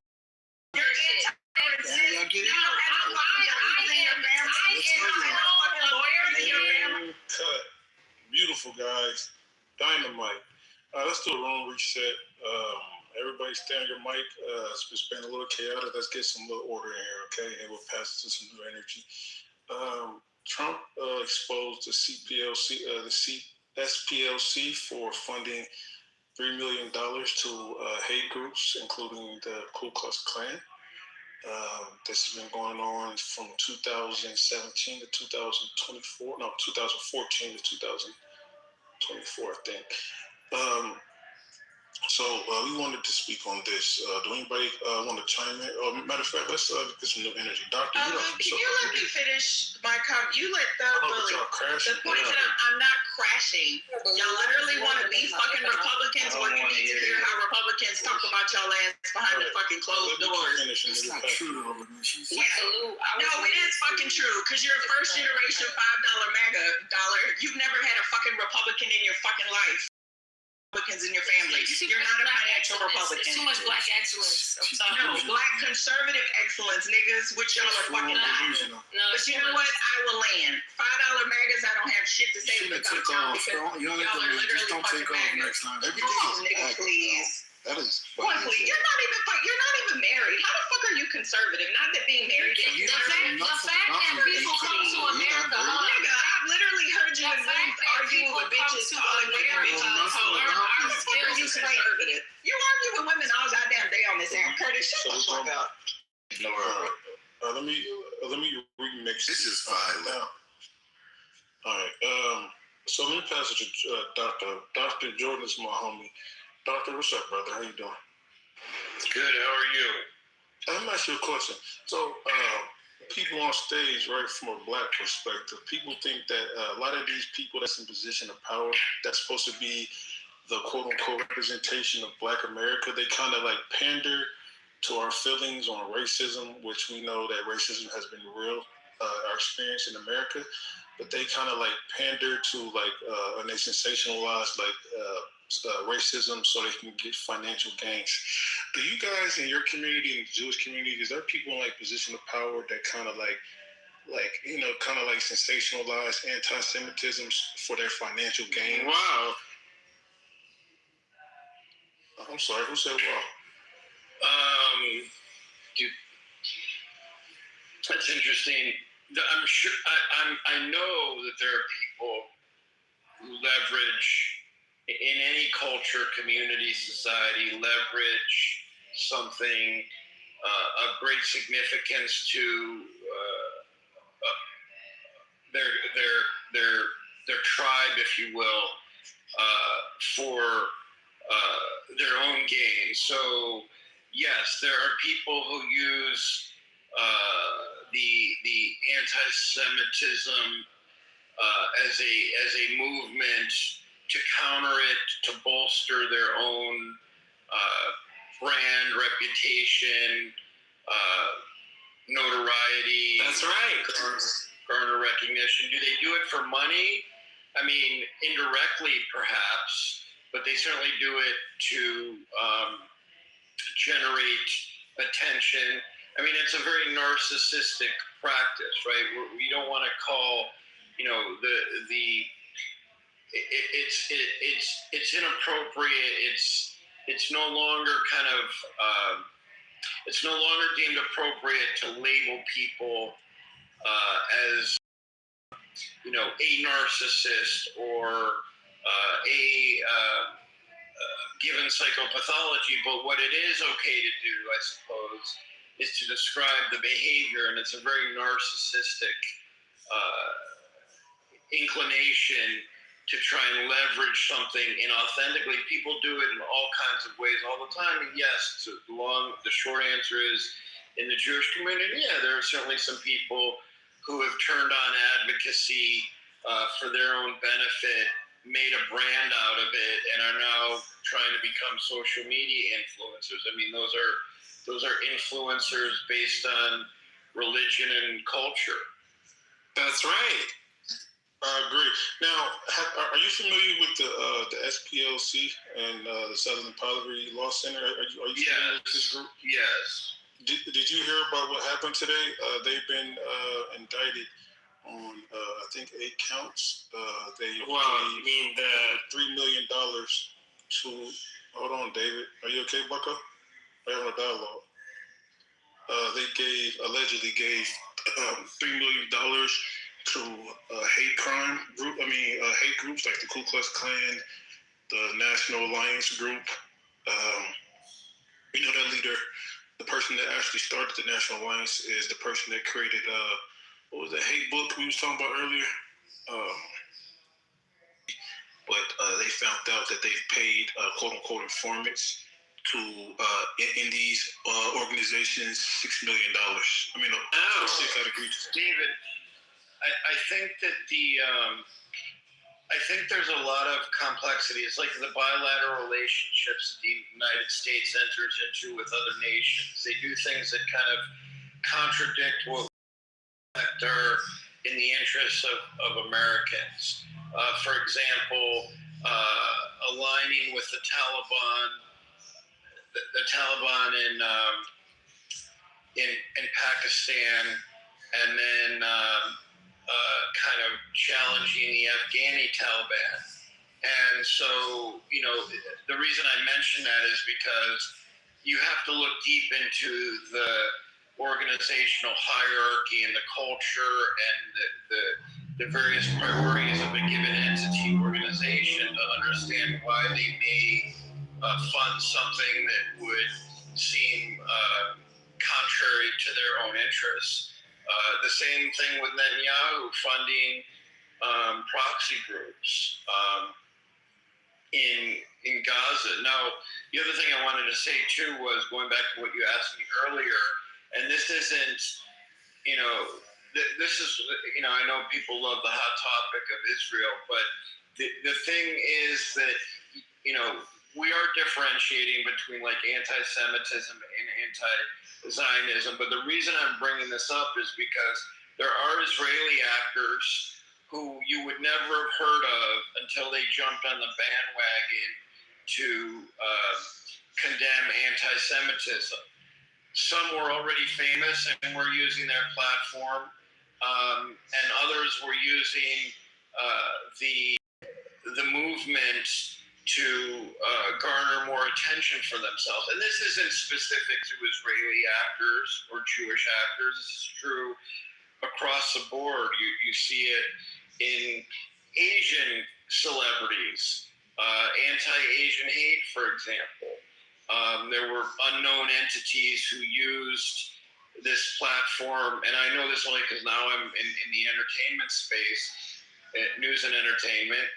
It's a common practice. I wouldn't call out cultures, populations, people, even diasporic communities. I would call out individuals who are disingenuous or inauthentic, and maybe that's not deserving of judgment or criticism. People are entitled to try and make a name for themselves. It may not be the way everyone else would do it, but people do that. But I guess to answer your question, Lou, yes, I think that there's no one community that's holier than thou. There are people on the fringe in every community that are not acting in the best interest for themselves or the people they claim to represent. But that's just life. So. Look at this idiot that called people from Africa, Lou. He just said he called them inbred sand donkeys from Africa because that's disrespectful. It's the chat. It's the chat. It's probably a burner account. They probably work for they probably getting paid by the CPLC. All right. Wait, before you move on, can I just say what was in my PTR real quick? What'd you say? I just wanted to say what was in my PTR. Miki said she wasn't familiar with the economic theory. I literally didn't say that, child. But go ahead. Do your little dance, girl. Do your little dance. Go ahead. Don't be condescending when you talking to me. I know you be telling these other niggas they welfare people. Do your little dance for Auntie Boo Boo. That shit don't work on me, you rude ass. 10 minutes later, you're like, look at my sweater. Go ahead and tell the class. Tell everybody what you learned in class. See, this is why I centered the non-blacks. I mean, let me chill out. I'm off. That was racist. But yeah, there's no reason to be condescending and rude to me. But anyway, what I was saying, because it was interesting, is we were just learning about this in the economic history of the United States. It's called the Bergman's crowding occupational segregation model. And basically it talks about how you could flood the lower wage jobs with different people who don't have access to the higher wage jobs, whether they have the IQ or not. Is different ways to stop them from having the access. Like Yaya was saying with like citizenship, because if you don't have citizenship, then you're not gonna work for the government. So if you flood that, what you do is it keeps the wages down, and they kind of need to keep those wages down in order to keep the higher end wages high. It's like a thing that came out in 1971. I would think, you would have heard of it before, but it's called Bergman. It's pretty interesting. Can I get a word in? Or? One of the old arguments hold on, Brother Sean. One of the old arguments that the right wing is always kind of like postulated is you can't have unlimited immigration and unlimited welfare. Right? It's just unsustainable. Right, so it's like you have to make the trade-off. It's like, do you want unlimited immigration or do you want unlimited, unrestricted welfare, right? The problem is in America is we have a situation where there might be 100 million plus illegal immigrants or immigrants in general. And then we have this welfare system that people expand, right? That's really robust as it is. And now we want, unlimited healthcare, free healthcare. We got Social Security, which is it's basically becoming like, we're increasing our deficit. It's to me, it's just like I don't know what people want. And then it's like I always hear this one party or the people on the left talk about how like, hey, we're the party of anti-this, anti-classism, racism, but yet when you bring these illegal immigrants over here, you're basically creating a new slave class. You're helping corporations. When you advocate for these illegal immigrants to be in this country and not be deported, you're advocating for people to get treated like basically modern day slaves. Especially undocumented. Right? Like send these people back home and let them build up their nation states, right? They should have strong, robust economies so we can have like a healthy trade balance with these people, right? We shouldn't be able to exploit these people. So I don't know. Yeah, and I think immigrants might have their way, and anybody can be American. It's just unrestricted, right? So good luck in the future to my fellow Americans. I don't know where this ship is going, but it's getting out here, man. It's going to look similar to here in California, where you got $1 trillion of capital leaving. You already have a scenario of deficits that are in tens of billions, $500 billion of fraud that's literally under the table. They literally found $25 billion of homeless funds that was stolen by two dudes. Wait, what? Two dudes that's part of the rain, the El Gibbets community. I don't want to set nothing off. You talking about the Armenians? $25 billion, yes. $25 billion of the homeless funds was literally stolen. Don't forget hospice. $25 billion over a 10-year time horizon. Then we also have the rail system that's $40 billion, and not one lead pipe is on the damn ground. So California has a model where we believe in unlimited immigration, bring all your people here. Matter of fact, bust your people here. We give them down payment assistance, healthcare aspect off of state taxpayer dollars, and we can be able to funnel and move how we want to move. Now, when it comes to other states, to finish my point, I don't think other states can handle that. I don't think aspects of other states want to handle that. But guess what, though? But guess what, Sean? You know that was the purpose of the Great Migration too. It was because a lot of northern employers view like black people as like migrants and as replaceable and low cost workforce to like fulfill like low skilled jobs and stuff. So we were seeing is basically cheap and expendable industry labor, and we kind of undercut the Europeans who had their own unions and stuff, and these industries like kind of recruited them to recruited the people from the Great Migration, black people from the South, to undercut wages and break strikes, similar to how employers had used like European immigrants earlier. So this is like modern day, like anywhere we see like in California. I just read a statistic that immigrants in California at one point, undocumented specifically, was getting paid 30 to 40% less than American born. So a lot of people on the left, they kind of like act like it's a morality thing for why they want to bring these people over here. Really cheap labor. Brother Luke, can I finish my statement? Didn't mean to cut anybody off. When it comes to that aspect, here in California, I want to know, does this look like a good model? Like here in California, the black population in 1980 was 25 to 30%. Now we only make up 5%, and we had the 81, 83, and 1986 immigration under Ronald Reagan. So this is bigger than left wing and right wing. I don't agree with mass immigration, no matter if it was Republican or independent or a Democrat. Ronald Reagan essentially used that as a weapon and as a tool as, I do not want to help you niggas. I swear to God, I don't want to help you niggas. And that was 3 million undocumented. We got to deal with 18 million. So when it comes to that aspect, I got that way. And they're being prioritized in any aspects of California economics. People that work in government jobs, they're getting discriminated because you have to be a Spanish speaker. People gets discriminated when it comes to the aspects of nursing. Mind you, they got Filipino workers, so it's not even aspects of 100% Hispanic.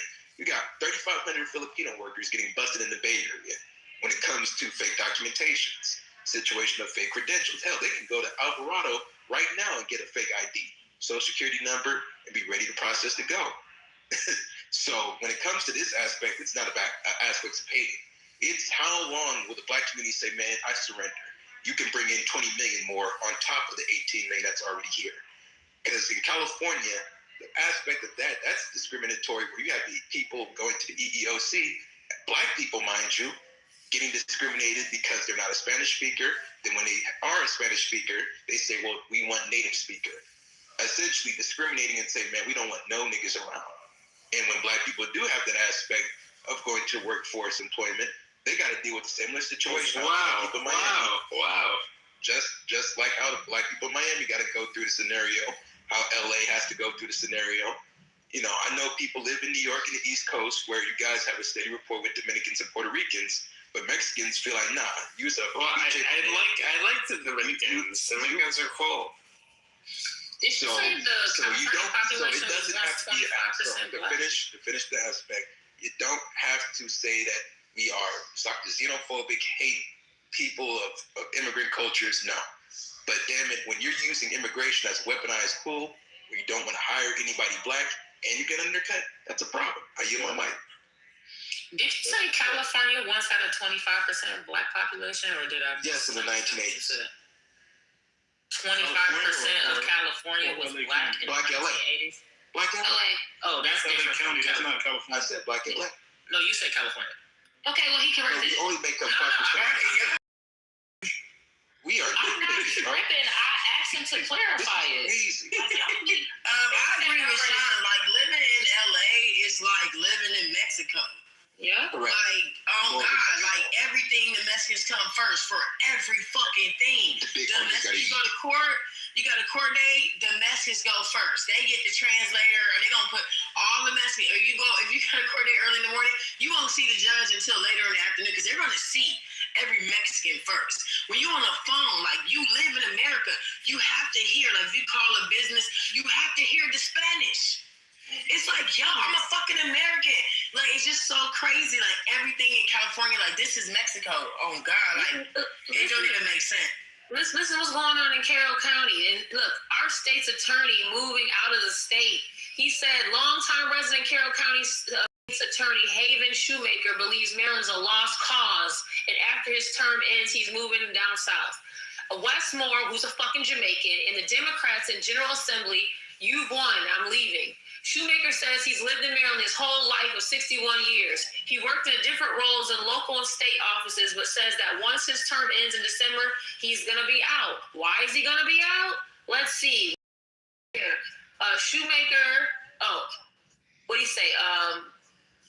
It has to do with the immigration laws. Look, they were just telltale signs that Maryland lost, Shoemaker said, plus $1.6 billion in new or increased taxes and fees enacted last year.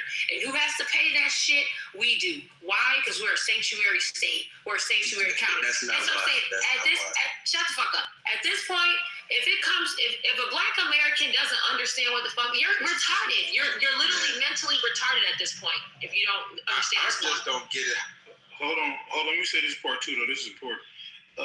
And especially in California, where you know they got employers who do, I think it's called bilingual pay premium, right? Where basically employers do pay more if someone speaks 2 or more languages. But so like in like customer service jobs, call centers, healthcare. If you're bilingual, you get market-driven skill premium. So you get paid more and shit. So it's all type of. And Lou, this is why all their kids are in ESL. You gotta learn another language in an English-speaking country just to get paid more money is insane. Lou, but this is why all the kids. This is why the whole LAUSD school district is full of non-English-speaking Mexican children. Mm-hmm. That shit blows my mind. The schools are all Mexican. Yeah. All ESL. Like, how in the fuck is all the kids non-English speaking? Mm-hmm. What the fuck? I live in Howard County, right? We were top 3 in the United States for our school system. We're down to number 10 now. Why? We're Sanctuary County. The classrooms before, it would be 22, the max class size. Shut the fuck up. I live in Howard County, bitch ass up, whoever the fuck. I live in Maryland as well. No, you a punk asshole, dumb ass. Let me move your stupid ass down, because I'm tired of you just being oppositional to be fucking oppositional. Again, like I said, I live in Howard County and I'm active in my county. It used to be a law where it was 22 kids per classroom with 2 teachers. So that'd be 11 on 11 for so that way your kid had a bigger chance of getting in the gifted and talented program, all that stuff. Now, today, 35 to 1. Even in the GT program, 35 kids to 1. A large percentage does not speak English because, again, we're immigration, what is it called? Sanctuary county now, all right? So now we don't have enough ESOL translators. We don't have So much shit. The school is just, I mean, I feel so bad for the teachers. The teachers, the principal, everyone. I feel bad for all of them because we're just like being squeezed to death. Do you imagine 35 kids? You're a middle school teacher. My son's in 8th grade, but he's in 10th grade classes because he's in the GC program. So that means they have very advanced classes. She's supposed to teach 35 kids and also not only teach the 35 kids, these advanced projects. She's supposed to grade all this shit. She's supposed to do all this stuff. So now it takes them like almost 4 weeks for them to get their grades updated because she cannot get it done any faster and still do curriculum every single day. It's just a mess. But the crazy. Let me say this last part though. Now, y'all was talking about DEI, affirmative action, civil rights earlier, and how you include other groups, they find like loopholes to say it's unconstitutional, right? So y'all know in the 1960s, the civil rights, after the Civil Rights Act was passed, it was courts and federal agency that began to basically use like discriminatory language access. So it was a case, I think it was All versus Nicole, right? It was a case in San Francisco. Said basically if a student don't understand English, they're effectively denied equal education. So they use this as a justification to expand schools, hospitals, government services. So agency start needing bilingual workers, especially in California. So they basically use, if a student don't speak English, they're effectively being denied equal education under the Civil Rights Act. This shit is crazy. And that's what I'm saying is people ready for that aspect because, mind you, this is the entire West Coast from Washington, Oregon, California, Texas, Arizona, New Mexico. That whole region aspect, anybody that's black that doesn't have the aspect of the bilingual situation down, then you're going to have to deal with a lot of disadvantages that you ushered in. I'm not hating on nobody. I'm going to keep it calm. I don't have to cuss nobody out. I don't got a problem with Jamaicans. I don't got a problem with Caribbeans and foreigners at all. But even to the black foreigner, brother man, do you understand Spanish? Because that Latino, he don't give a fuck that you guys are both immigrants. He's going to say, amayate is amayate, bitch amayate coño. He's going to call you a fucking nigger to your face. And he's going to have a situation where he's going to show you that we're not hiring you. And that's what I'm trying to figure out. I get it. We have people, we have family, we have family from other countries, other places and regions. I understand.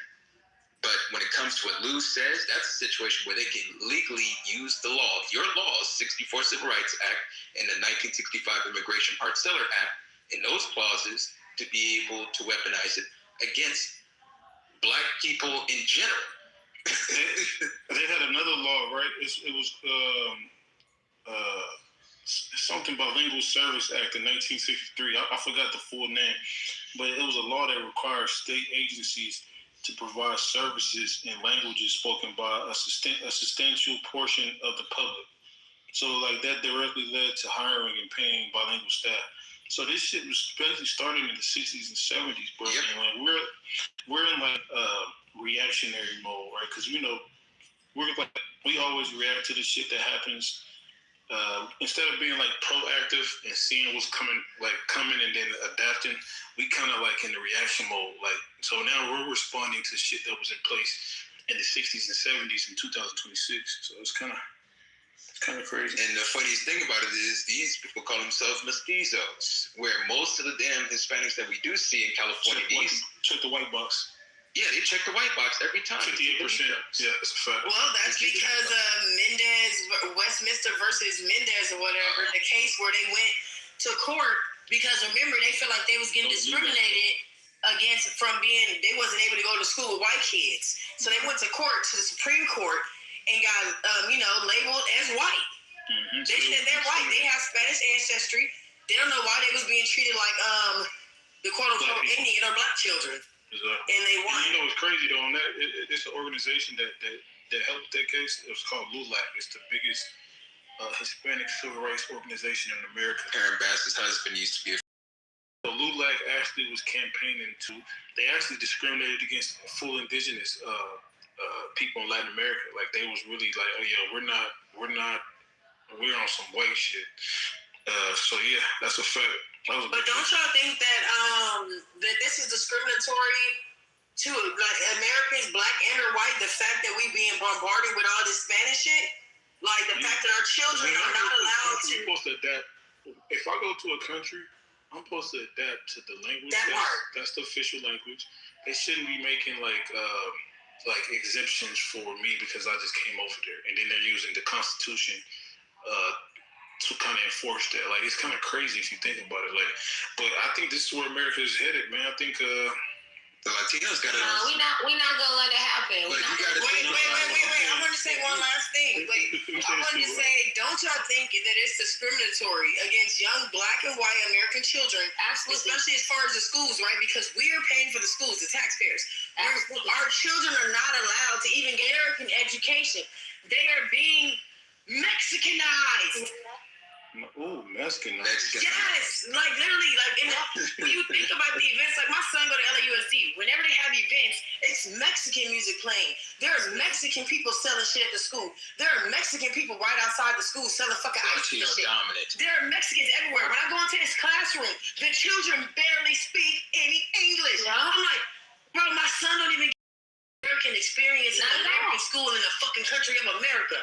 He here translating this shit. Listen. Look how diabolical this is. My daughter came home 3 days ago, or no, last week, and was like, "Mommy, we supposed to be having an ice walkout." I'm like, "Ice walkout?" I emailed the principal, like, "How the fuck y'all having an ice walkout in middle school? Like, these kids don't know shit about shit." This, first of all, is anti-American. This is American education system, and you're teaching them to be anti-America, right? Enforcement. ICE, agency. This was put in place to protect American citizens. And why are y'all? She's like, "Oh, well, I just have to. If the need is, if somebody comes to me with the need by the school policy guidelines, I have to allow it space. But the adults in the room, or the adults, the teachers, they can't, say anything about it." I'm like, "How do you know what they're gonna say? You can't like determine that." But I don't know. I think the Latinos got it on smash already, because look at the Jasmine Crockett situation. Latinos say, "We don't give a damn if it's Republican or Democrat. We only put our people in place." Yep. Yeah. Hey, but I'm gonna keep it real though. See, the thing about the Hispanic label, right? White people can get, like, you can be a full European and be Hispanic, blood, and you can be like if you come from Spain, you're Hispanic. Italian, right? If you come like let's say you from Spain and then you migrated to Mexico, because Mexico was colonized by the Spaniards, right? So let's say you can be a full European, no indigenous blood, right? But your nationality is Mexican, right? You're a Spaniard, but you grew up in Mexico. You come to America, you're labeled as a Hispanic. You're labeled as a minority. So if you look at the people who getting them government contracts, it's not full Hispanics. It's not full indigenous people. There are a lot of Europeans that are labeled as Hispanic, and they're getting the minority set aside and shit under the label Hispanic. So it's real. It can get real dangerous, because it's the reason why they don't bring a lot of Afro Mexicans over here, or Afro Brazilians.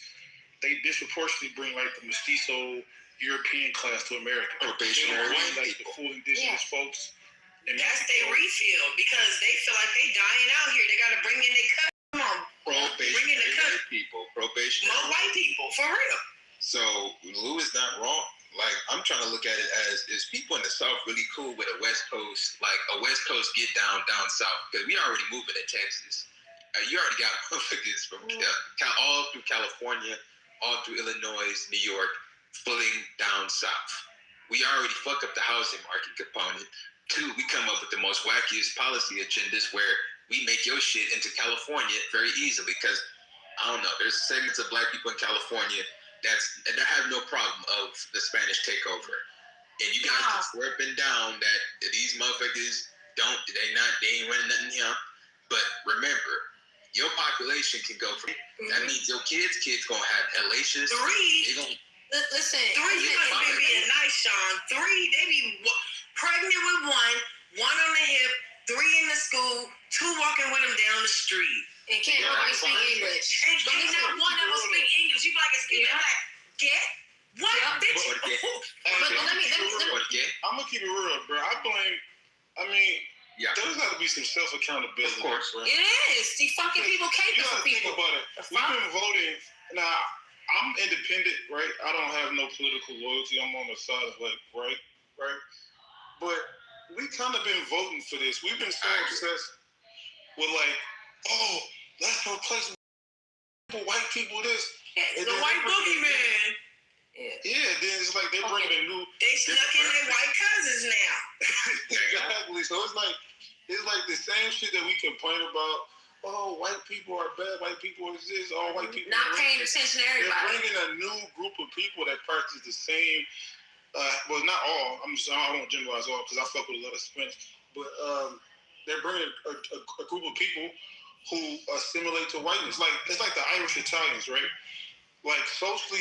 When they first came to America, they got treated like shit by the WASP, right? White Anglo-Saxon Protestant. That's like the dominant white group in America, right? But then as they assimilated, started changing their names, started to practice anti-blackness, then they got labeled white. So the new Italian and Irish in the 2000s are Hispanics, Arabs, right? These people get pushed back initially by the dominant white society, but as they assimilate to whiteness, right, be anti-black, then they get the white pass. But we focus on, I hate white people. Yeah. White people is the dumb, stupid shit, right? Which I understand the history. I understand the history of America, so I'm not saying like not to care about racism because that's important. But when you focus on one group but you got another group that's protected under minority status, you can't just call them racist, because they can say, I'm indigenous. You can't do that. Like, you know what I'm saying? They can do it. They can weaponize all type of shit. Yeah. Listen how they just use the kids at my children's schools. Because I kept my kids home until the shit was over. But listen, I said all they want to do is use y'all as pawns so they can take pictures with y'all with posters, see these little black melanated kids in it, and then they're going to post that shit on social media. What? And that's it. You got people like that's exactly what they did. But they're literally using your black children to promote a Spanish thing. Yes. But you have people like Kevin DeLeon and Jerry Martinez calling black children monkeys and say, man, fuck that guy. Well, RFK said that all black children need to go to the reparenting camp and be reprogrammed. Nobody seems to be talking about that. Somebody said, well, don't worry about Lou. Hispanics will vote Democrats this time. No, they won't. Listen, let me tell you this, all right? No, they don't. Now, listen, black people are kind of like a political monolith, right? Yes. Jewish Americans, they vote high percentage, the same way, right? Democrat, right? They're kind of like they're kind of political monolith, right? The LGBTQ, I don't really know their political standings, but the Hispanic vote is real. It's not monolithic, right? Because there's different types of Hispanics. There's white Hispanics, there's mestizos, there's Afro Latino. These are all considered Hispanic. So these people are in a diverse group of people. Okay, they don't have the same like Hispanics in California and Hispanics in Texas are. But just because I lived in both places, I totally like Southern California Hispanics is totally different than the Texas Mexicans and stuff. Like way different. They don't. Yeah, so it's like a lot of them, especially the conservatives. What percentage did they vote for Kamala and Trump in the last election? Was it 54, 46 or some shit? 54, 46. The men aspect. Then you had a third of the women going with Trump as well, 33 to 36%. A third, 33 and a third. And then they're real traditional, like they're Catholic. So like a lot of values that the Democrat kind of push, like the LGBTQ. I don't have a problem with that, but the LGBTQ stuff, the abortions and stuff like that. A lot of Hispanics don't believe in that shit. They're real Catholic. That's how a lot of Irish people. No, was it Irish? Was Italians Catholic? Is the Italians Catholic? Yeah, I think everybody was Catholic at one point. Yeah. So it's like Irish and Italians are Catholic. You said what, bro? I said Irish and Italians are Catholic. Yeah. So a lot of their values don't even align with the current platform of the Democratic Party. Like outside of like free shit. But I think that the situation, like Trump and Bibi is fucking. What would you say? I was saying outside of like the people that get subsidized by the government, that's probably the only thing that they'll vote on. shit like that, right? Like the subsidies and shit like that. But outside of that, they kind of their values align more with the Republicans. But Lou, you got to think about it. That's no waste. If you have it where, like, let's say they're gonna have 5 kids in 5 years or 7 kids in 5 years, that means that they can overpopulate. Where the replacement aspect is black men, black women having enough children to be able to say, man, don't worry, we got. No, they got us fighting with gender wars. They got the black women running to Plan B, of course. Exactly. They want to kill the babies. They want to murder them. Where you got to deal with that aspect. Where in order to beat Latino heat is Keisha gonna have to pop the babies out in order to make that shit work. We gonna need about 4 or 5. Why gotta be Keisha? Hey, Keisha gonna get dragged. Caroline. We asked y'all. It can't be like Juanita or something like Juanita. Oh my God. Juanita like that's my grandma. That's the auntie. But we gotta teach our kids. But to finish my point, let me finish my point real quick, brief, and I'll let y'all have it. Is when it comes to the aspect, they got to be honest. This is bigger than Trump and Republican and Democrat. Because there's people that don't fuck with it, Donald Trump, and say, man, I don't believe in giving 18 million people reparations. Mind you, the Indian lady, Pajal, whatever her name is, she says that once we get in this midterms, we got to give them reparations. That's automatic. That's non-negotiable. We got to paper them up. See, and that's where it's going to draw the wedge with black people. That's gung-ho. I think Democrats going to look at it. Democrat, bro, in 2026, bro, and I had to choose between, and I'm just speaking outside of me, right? I'm just, it's like poker. You got to, I'm saying I got 2 groups, Hispanic community, the black community. One group can weaponize racism to get lawsuits. They can label me racist. Hispanics don't got a term because they assimilate. What's the term that protects Hispanics, like in terms of like being discriminated against and shit? Is there a term like minority and BIPOC? No, they consider white anti-vaccination. So it's like, okay, if I had to deal between a group that especially undocumented immigrants who work for cheaper labor, and black group is more protected in terms of like civil rights and shit like that. Hispanics are white, so like they can literally discriminate, and there's no term or no case that they can really, unless it's like blatant, like, okay, I'm not hiring you because you're Mexican. You know what I'm saying? Correct. But the population size is a hellacious thing. Yeah. I don't know, man. Population size, I'm telling you. No, I'm not talking about Afro, like, I'm not talking about, because the majority of Hispanics are mestizos, correct? That's in America? Yes. Yeah. Hey, but let me ask y'all this though, man. Since it's like it's almost over for us, right? Like we're not having enough babies. The Democrats. Nah, we're not defeated. We're not defeated. Stop that bullshit. It's pretty much over, bro. Keep it real. I'm just trying to Latino, man. like, the Bad Bunny, see the Bad Bunny shit. Don't fuck that shit. They're just trying to get in y'all head, yo. Y'all gotta stop being weak. That's what I'm trying to. Okay, so since then.